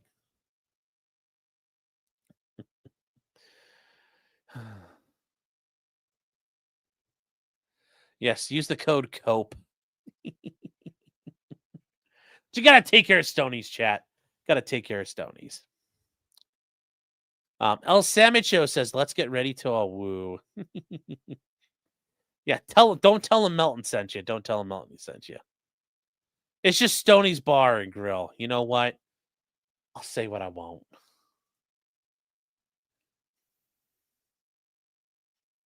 Let's see here.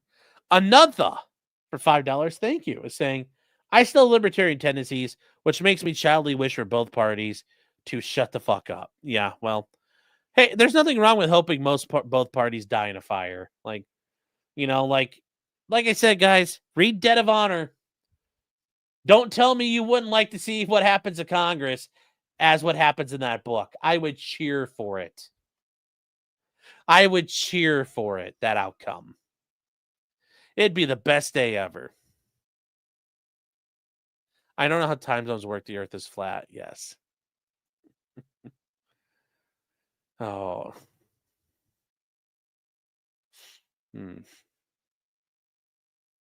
We're not going to say the rest of that chat. No, that's not nice. Some of you guys are not being nice out there. Now, guys, going back in time, we're going to go back a little bit. We're going to go back a ways to BLM. And as George Floyd's body was assuming room temperature,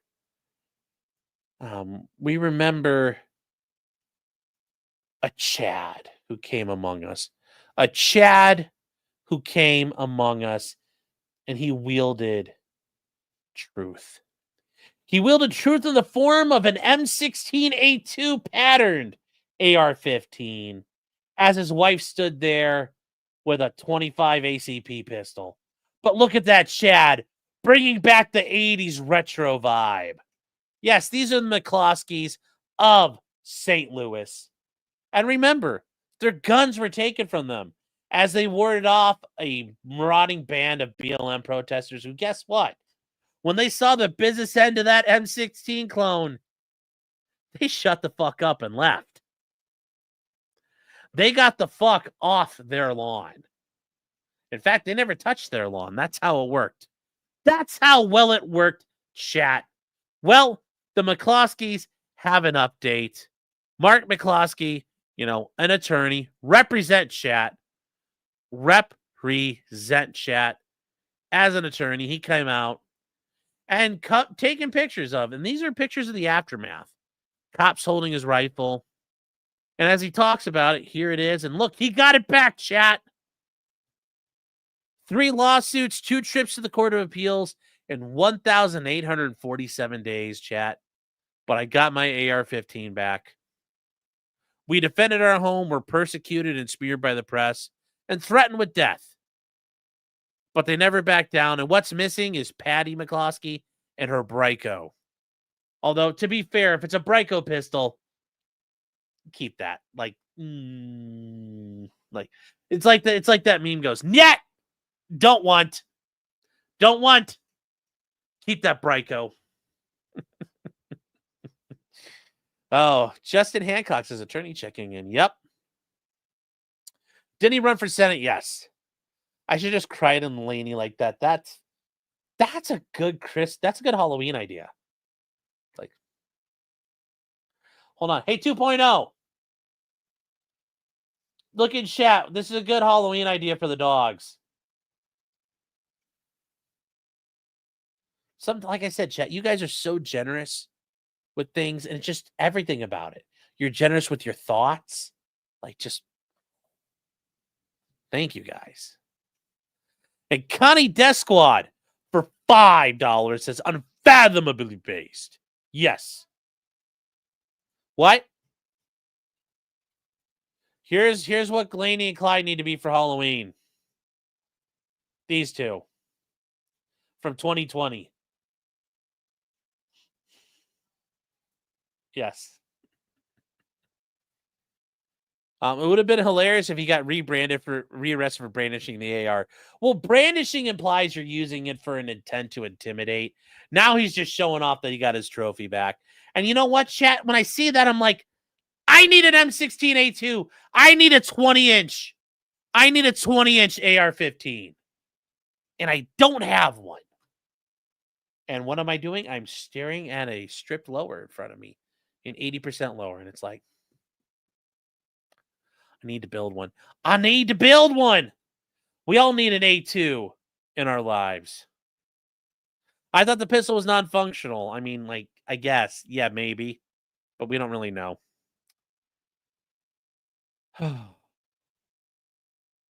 What if they set up Sig Sauers in front of their house? Well, that's funny.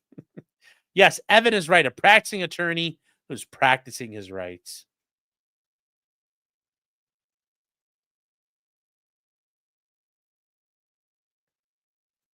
When did Clyde get a PhD? I don't know. He's a busy man. He's a busy man. When I'm not home, I'm assuming he's very busy. So that's not 2020. That's 1983. Yes. Well, the M16A2 wasn't really fielded until mid 80s, but yeah. No, I need when I see that picture every time, I'm like, you need a 20-inch M16 pattern Nothing wrong with it. Nothing wrong with it. M6, yeah, I don't know with that. But Kia Patrick is right. Yes, the AR FUDs are weird. They want to mirror SOCOM operator shit and skip on a 20-inch like the heathens they are. Well, yes, there's that. Yes, I get it. You want your Mark 18 clone. But that said, though, there's something so simple and elegant about an M16A2 with like Black Hawk Down era stuff, or like a Colt set. Like I said, you guys know this. I've talked about it. I want to do a Colt 727 build. I got the 8.3000 for it. It's like looking through a drinking straw, but it's dope. And I want to get that done. Get the 727 build, and then get an A2 build. It's just gonna be like mwah. And get the A2 build now with one of those Brownells retro 4-power scopes. That would be good. That would be good.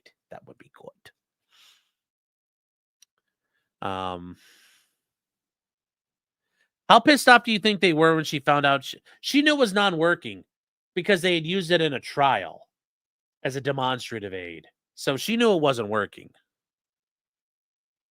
Half Irish says, can you build a Lego one? Yeah, maybe. Wouldn't be that good. The M203 is hard to aim with, yeah.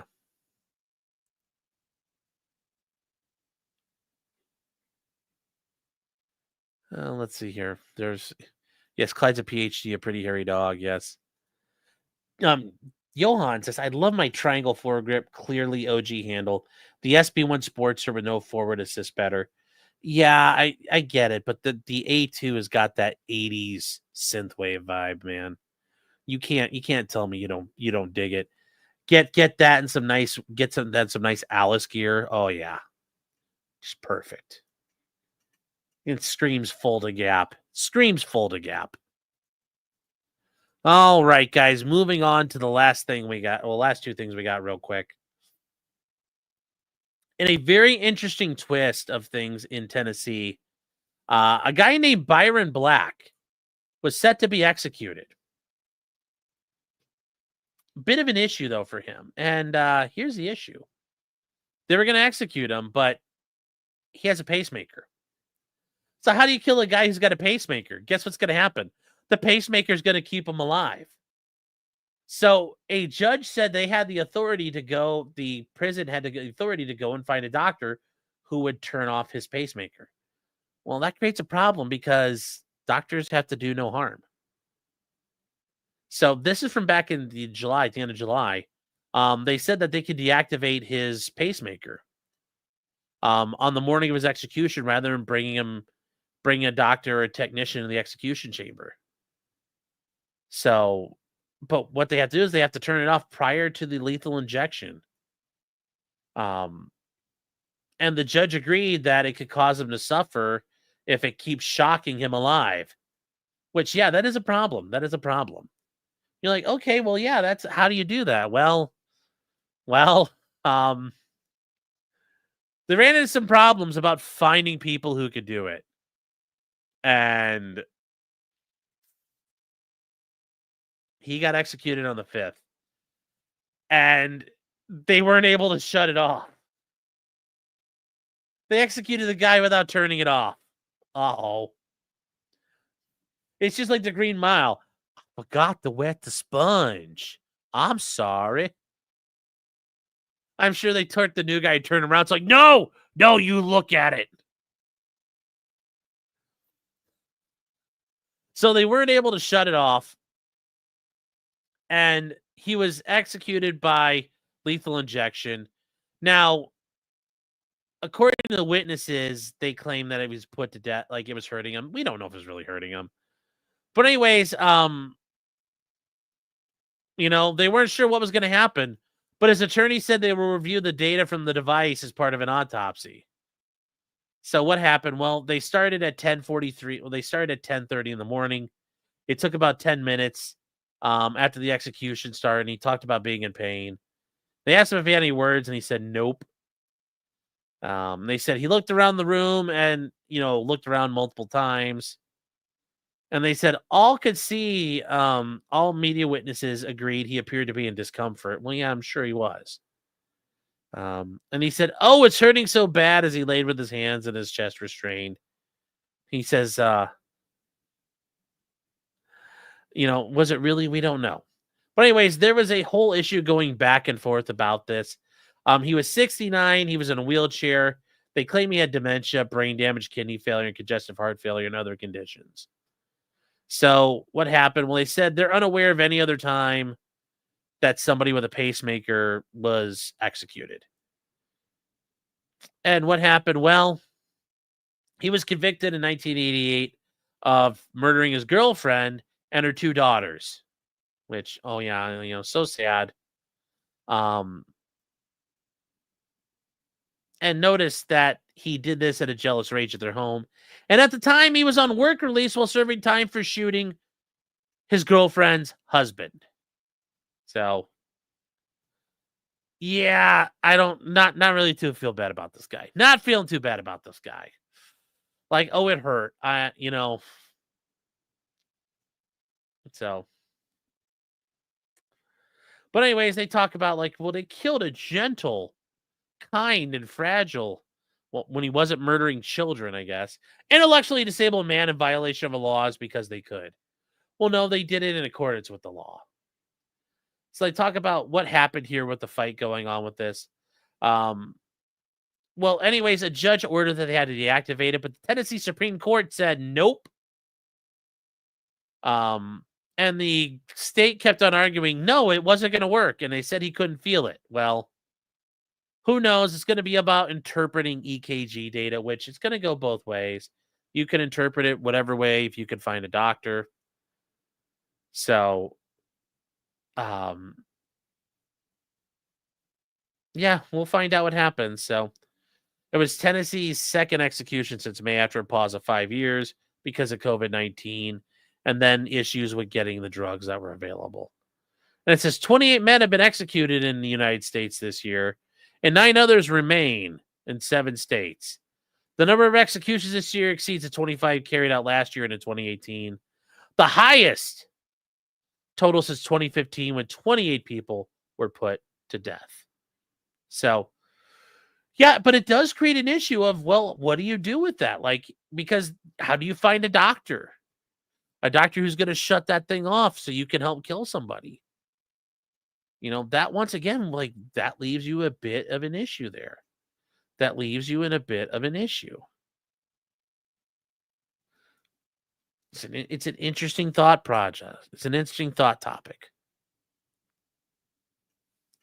So it's an interesting thought process. And then finally, chat, last but not least, this is probably... So this is a thing that just so you guys understand, I took the bar in 2015. I'm sorry, I took the bar in 2014, February 2014. Let me put it to you like this. When you're taking the bar, you were kind of in the zone. Every once in a while, I stopped and I sat up and I closed my eyes for a second, took a deep breath. I opened them to kind of snap back into what's going on around me. And all of a sudden you could just hear, you could hear just a sea of this. You would hear a sea of this. 500 people in a room doing that. The sound was maddening when you focused on it first. And, it would drive you crazy.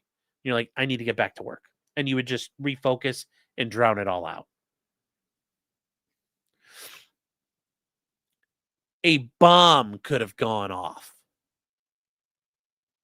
And I don't think I would have noticed. Or would have cared. I will say this much. Because you had to do a couple different sections in Ohio. You had four sessions. You had on Tuesday, you had actually no, you had 5. On Tuesday, you had 2. Wednesday, you had 2, and then Thursday, you had 1. So Thursday morning came around, and during that, there was this big fan hanging in the convention center. It was like an old fan that was part of the circulation system. And the belts or something on it weren't going all the way. And you'd hear it just every once in a while what was running. And when that happened, everybody went, you could see the whole room. They would just went like this. And if it's like, imagine if there was a room full of Homelanders, that would have been like, blow it up. You requested earplugs in separate room. Wah. We didn't have those. No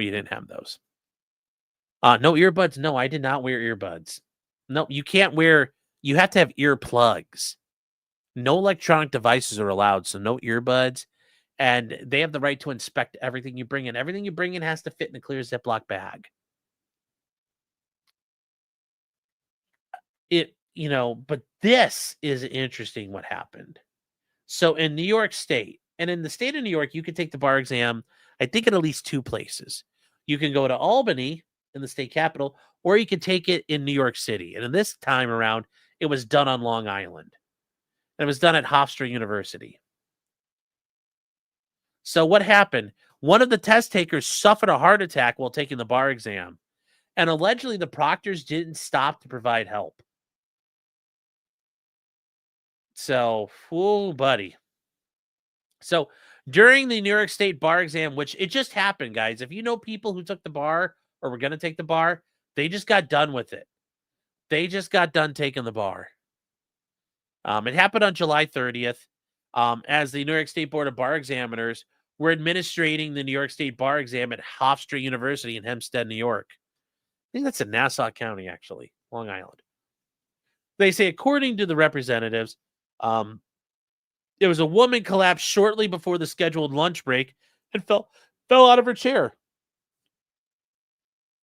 Now, the Board of Bar Examiners says that the public safety officers immediately provided life-saving emergency care, including CPR and defibrillators from an AED, until paramedics arrived to transport her to a hospital. That's not exactly how the people who took it said it happened. But, they'll say our thoughts and prayers are with them. We wish them a speedy recovery. But yeah, it's a little different here what happens, though. So, from Reddit, but somebody who was there taking it claimed the woman was never attended to. Multiple people have said this has happened. She fell to the floor and was making gurgling sounds and clearly in distress.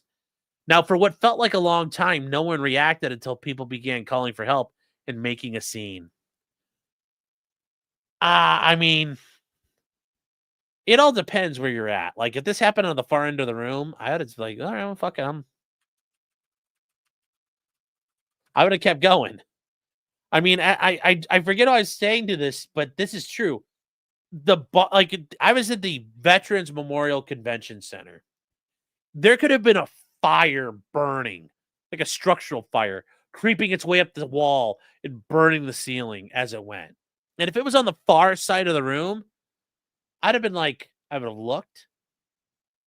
at the clock, looked at the clock. Am I going to have enough time to get this done?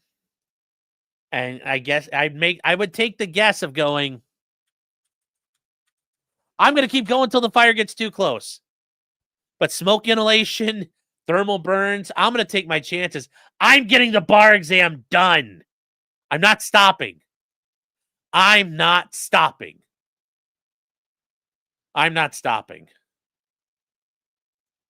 Yeah.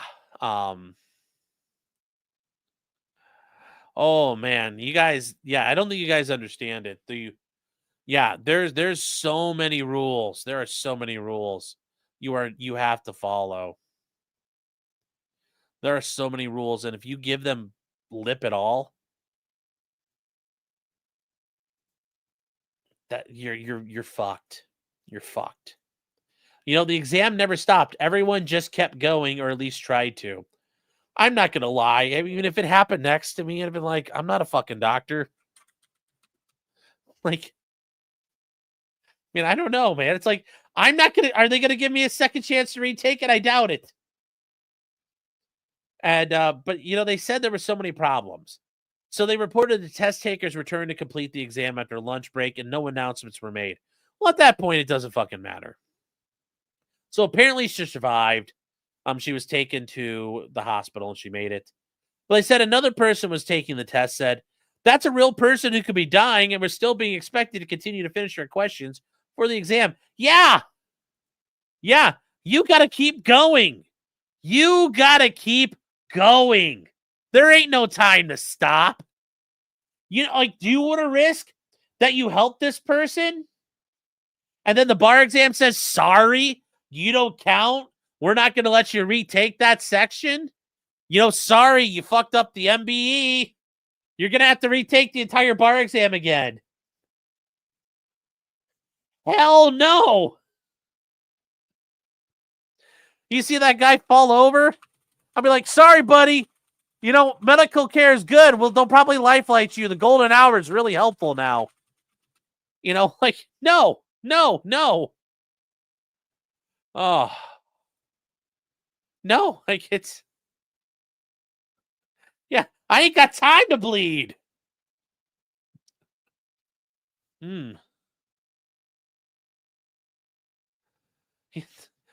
If she dies, she dies. So they say from a purely human standpoint, that's another human being in distress, and that's something you just flip to the back of your mind immediately. Well, did you help them? No, you took your fucking test. Now, what happened? Well, there's more to the story that came out since then. But yeah, people are saying this is bullshit, that they didn't help the person. So what happened? You know, because ultimately they did make a statement claiming their priority was the candidate suffering a medical emergency. And this is a guy who I follow him a lot. This is Sean Silverman. And he does like a bar tutoring. He's actually a pretty good follow, Chad, if you're legally minded. It's pretty good follow. You know, they say our priority was to the candidate, and once it was determined that they required medical attention, our staff promptly acted to obtain medical care for the candidate. EMTs recalled the examination session concluded a few minutes later. The exams were quickly collected, and the candidates were dismissed for lunch so the EMTs could provide the needed medical care to the candidate. Now, this is a real thing, guys. This is what happens. And some of you might say, well, what's going on here? Well, this is really important because you can't leave the room until the tests are all collected and everything's been submitted. The bar is about secrecy and accountability.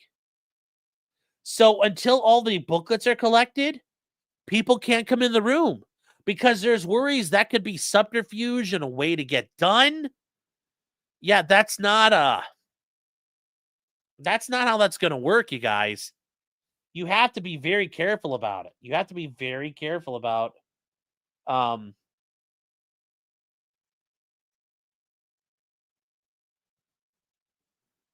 on one second.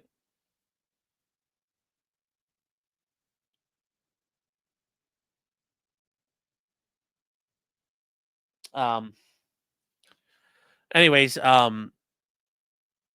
yeah, you got to be careful. Like, but notice they're like, we didn't do anything. We didn't bring the paramedics until we were done. You're like, oh shit.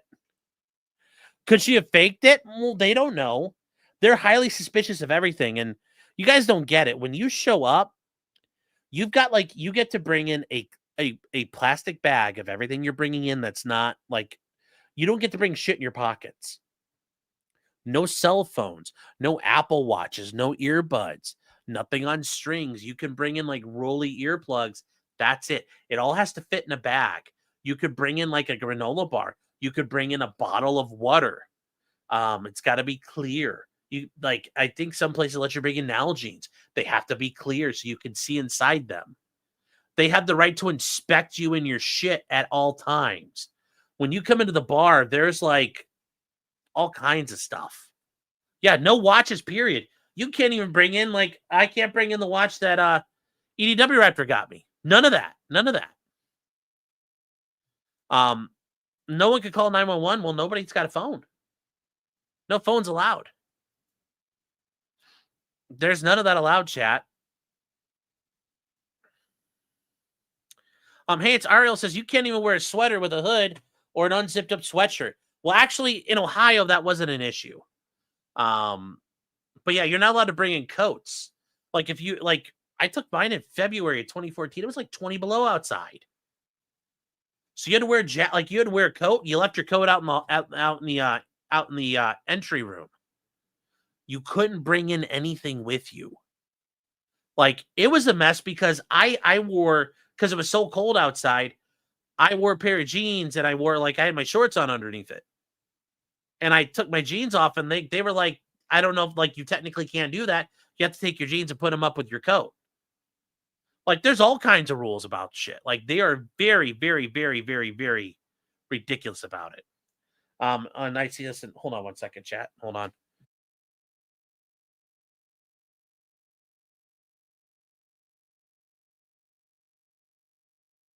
But yeah, it's ridiculous. The bar exam is no joke when it comes to it. In some states, like Virginia, for example, you have to take the test. Well, they've relaxed it now, but up until like a year or two ago, you had to take the test in courtroom attire, meaning men had to wear collared shirts and ties, basically wear a suit. Women had to wear formal court wear. You had to take the bar exam like that. You know, I took the bar exam in a pair of shorts and a t-shirt with a thermal, like a long john top on underneath it. But like, it all depends where you're going. It all depends where you're going. Yeah, in the MBE section, you can't use pens. It's all multiple choice. Yeah. There's all kinds of things. There's all kinds of rules, guys. So they view everybody walking, like the way they treat it. If you ask them a question, they treat you like you're fucking cheating or you're trying to scam them somehow if something happened. Like when I was taking it, we plugged in our laptops, but the power to that little power box in the floor wasn't working. And we started panicking because it's like, well, now your laptops, when you turn on the test software, you don't get to log out. You're stuck in it until you're done. Well, guess what happened? They had to come over and like they started fiddling with the electrical system and they got it working again. But we really need help. And they were very sus about that. And I'm like, why are you doing this? Is this some way you can like, they think everything you're going to do is asking a way to cheat.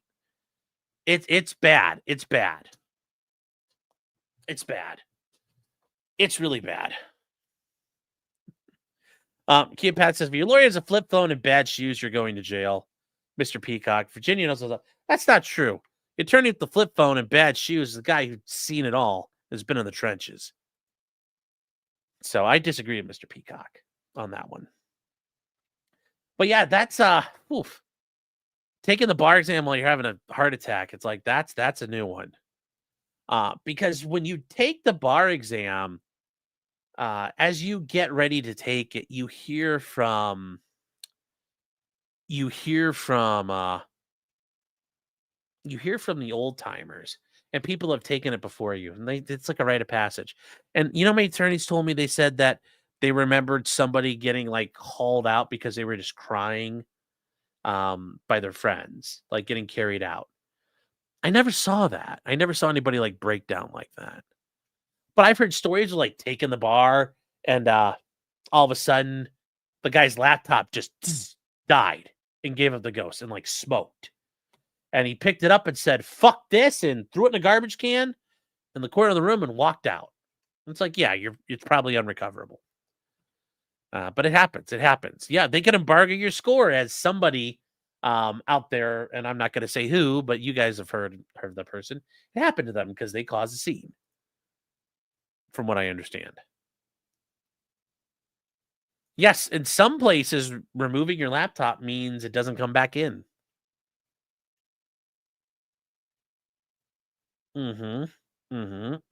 Yep.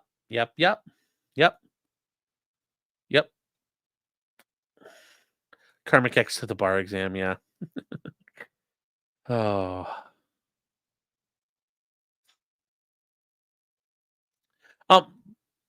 Policellio, saying, why do people go to law school for 3 years then choose to never take the bar? They found a job that doesn't require them to take the bar. Maybe they don't want to. Maybe there's some people get scared. But normally it's because you found a job where you don't need the bar exam. The law degree helped you get a job, or it's a useful tool, but you don't need to practice. So, but I agree, it's a little weird. Why would you go through all of that and not sit for the final test? But people could do that.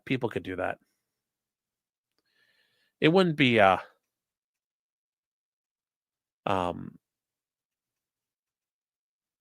I mean, it could be. And you're saying I'm a legally blind 1L in Indiana who just started allowing students to attend online law schools. Well, hey, good luck out there, man. You're starting your 1L year. It's the advice I've given to other people. Remember, you are not the smartest guy in the room. If you felt like that in college, remember the people who get into law school were all pretty smart themselves. So you're just now average, and you have to learn how to be better. So learn how to study, make sure you study well. However, I mean, if you're legally blind, I'm not sure how you do like outlining and stuff like that, but really focus on that stuff. The study aids that are available in your libraries, I highly recommend. You're probably going to, one of them is called Examples and Explanations. It's a series. I recommend that. They have it for the 1L topics. It's a very good series of books. It will make you a powerhouse. There's all kinds of stuff out there. Just make sure you're doing good stuff. So, but anyways, good luck. Good luck.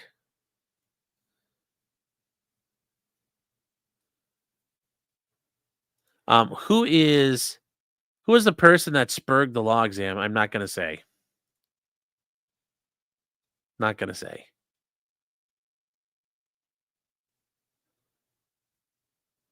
So take the bar with 1 year before you forget. My LSAT dropped over the years. Yeah.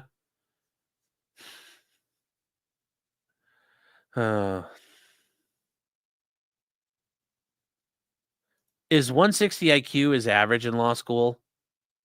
Well, 160 IQ, you would be like, you're like fractions of percentages. You mean like LSAT score?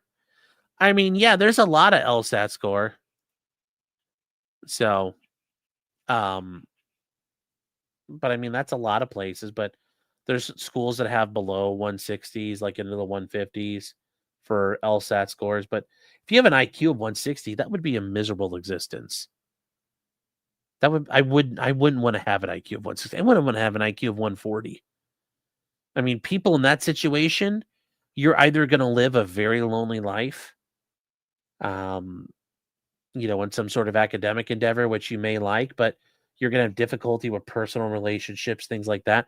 There's also very good likelihood you're going to have problems avoiding addiction and other kinds of pitfalls that fuck up a lot of people. That's a horrible, like, it sounds great, but that's a rough life to be like that smart. It's a rough life. Because talking to somebody who has an IQ of 120 is going to feel like talking to a fucking 5-year-old. And think about how many people have 120s. Like a lot, like a significant number do, but not that many. Talking to somebody with 100 IQ is going to feel like talking to a retard. So yeah, I wouldn't want an IQ like that. No, it was not Kurt. No, it was not Nick. At a 160 IQ, you're wasted in law school. Go be a chemist or an engineer. Maybe you're still going to have a kind of a not miserable life. No, it's not Kurt. Not Kurt at all. So, that's mental level. That's higher than mental level. I mean, what would a 160 IQ be? 60 IQ, the percentile. At a you would be, you were in the 99.996 percentile.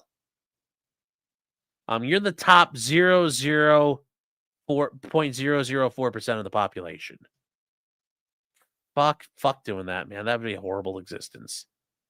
160 IQ is like Uncle Ted. Yeah. Yeah.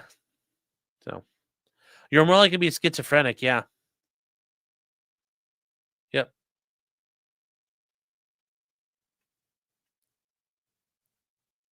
Yeah. Hold on here. What happened? During LSAT, my webcam died. Oh, yeah. You guys had problems with COVID and how that shit all worked out. But awful. Yeah, there's all kinds of problems with remote testing with proctors. And we talked about the California bar exam, like the proctors were acting like lunatics. Amateur Iconoclast is 129 ain't fun either. I have no idea because I'm not there. So, I don't know what happens. When you're like a 105, you don't have to worry about that. Tony Hugecock says, my IQ is 85.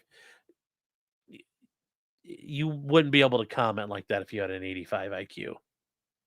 Bella says, yep, I have IQ. Addiction is what got me. Yeah, it happens. The only guy with a 200 IQ became a farmer in Missouri to avoid all of that. Yeah. Yeah, smartest man in the world. Just, lives a pretty simple life to avoid all that.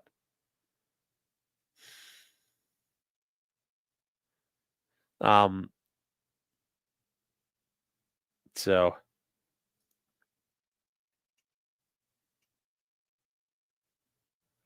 in 160 you get telepathy, yes.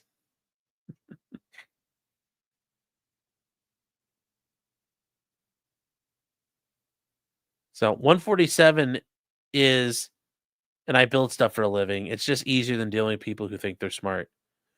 Yeah, no, I understand 147 is like that too, but like I said, I'm not anywhere close to that, so I don't have to worry about it. Like I said, I don't have to get any close to that. I'm just happy I have a 3-digit IQ. 105 is 3 digits, chat.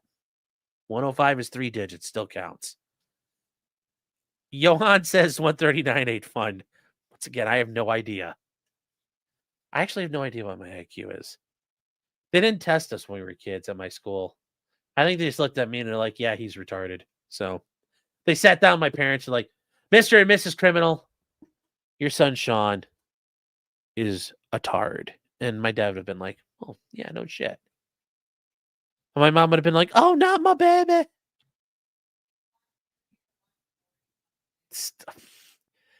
Okay, there's no fucking way I am 140. No. What? What? I'm not smarter than you are, sweetheart. I know things. That doesn't mean I'm smart. So, how do you even know what your IQ, though? I mean, they test people on it. People have been tested before. So, yeah, they only tested really smart, really stupid kids. Yeah, very true. I have an IQ of 75,535. Oh, yes, the esteemed Justice Ketanji Brown Jackson. Yes. Yes, queen. Yeah, Pat said, let the woman praise you, sandwich maker. She could praise me, but she's smarter than I am. I just acknowledge what it is. IQ depends on the test you take and when you take it. Yes. By the time you're 20, you pretty much have peaked in your IQ potential. And as you get older, from there, it just basically starts going down. Now, it all depends on the rate. Some people can keep it pretty steady for a while. Some people, it just goes. Yes, she's talking about your diastolic blood pressure. Yes, well, that too. Quick IQ test. Have you ever paid money for a Powerball ticket? You're telling me you wouldn't spend $5 on a chance to make $1 billion? Okay. I got street smarts. Not that many. Oh, your daughter's going to attend gifted classes. Cool.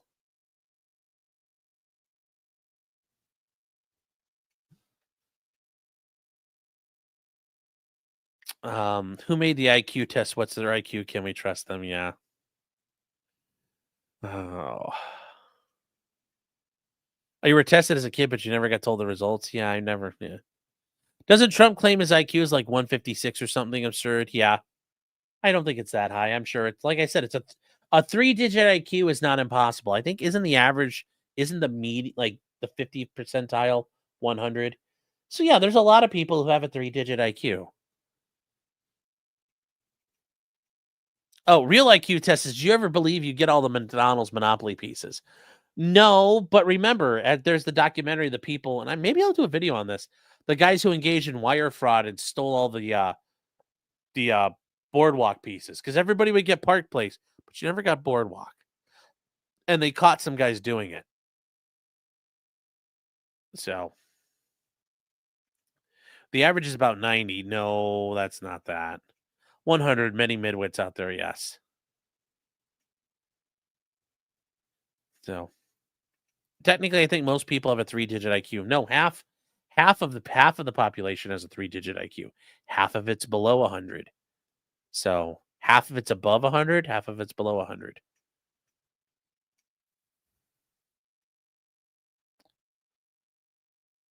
Yeah, the Monopoly game is run by the mafia. Yep. If you guys have never watched that documentary about it, like mafia, like Tony Soprano was running the McDonald's thing, and they made so much fucking money off of it.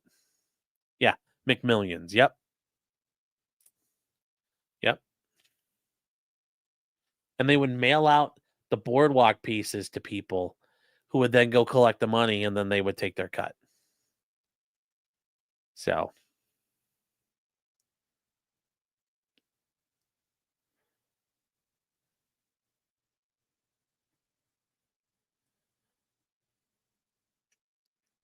let's see. What are you guys all talking about? Yes, 65% of people have an IQ between 185 and 115. Yes. All right, we're gonna wrap this up here, chat, because it's time to get into the locals show. Also, thank you guys over on Local saying, is Sean's chat always this quiet? Over in Rumble it is, but thank you guys. Rowan, Larry, BCM, Jody, thank you for being over there. And Mo folks says Clyde. Yeah, Clyde was here earlier, but now there's a pile of boxes in the way. And you say George Carlin says, imagine the stupidest person you know and realize that half the population is stupider than that. Yes, it's very true. And as a judge I've been in front of before has said, and this is something I think is very true. He's been in, in the law for like decades. He's like, the longer I'm here, the less I fucking understand about people. And I think it's true. The longer I've been doing this 11 years now, Chad, as a lawyer. The longer I do this, the less I fucking understand people. So, but it's very true. People are stupid. Let's see. What did I just miss? Somebody had a comment here.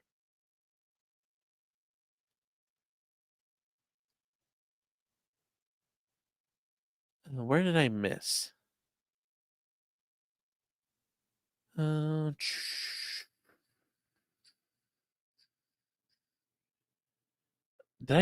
swear to God, I missed something. Meme copium. Oh, that's where it is. Yes. Yes. He's like, chat. I think I know of a way they could sneak in more green schlongs into the basketball games. Meme copium's going to be like, have you seen Shot Caller? You know how Jamie Lannister hid that balloon of heroin in his ass? But then it'd be funny because if you threw a lubed out dildo, they'd have to pick it up and they'll be like chasing around a lubed up dildo all over the court. That would be funny. Swamp Dog Clyde says, you missed taking my info off my package, Lamau. I'll take care of that and fix all that. Don't worry. I'm sorry. Yes, he wore this watch up his ass. All right, chat. We're going to wrap this up here. Thank you all for being here tonight, guys. The next time you see me next Thursday, I will be an old man starting the second half of my life. In the meantime, guys, we're going to head over to potentiallycriminal.locals.com. Join us over there. It's going to be a fun time. We're going to hang out tonight. Got a little while to hang out and have fun.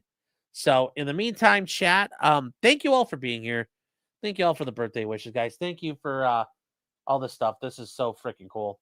Like I said, you guys, I don't know what I did to do all this and gain your generosity and your well wishes, but thank you. Thank you so very much. And remember, till next time, chat, just because you did it does not mean you're guilty.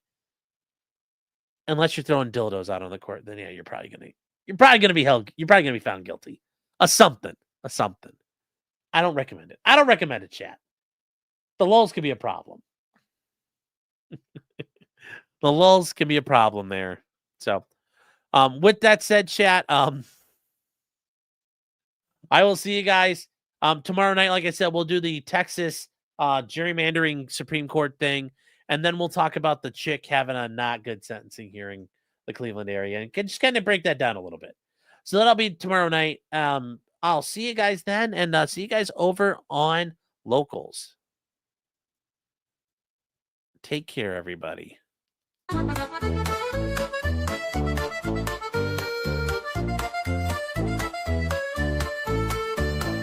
Weapons, blacksmithing, and models of planes, esoteric works, and even some trains. Much merriment had while drinking White Claws, tips on hunting, and even talking the law.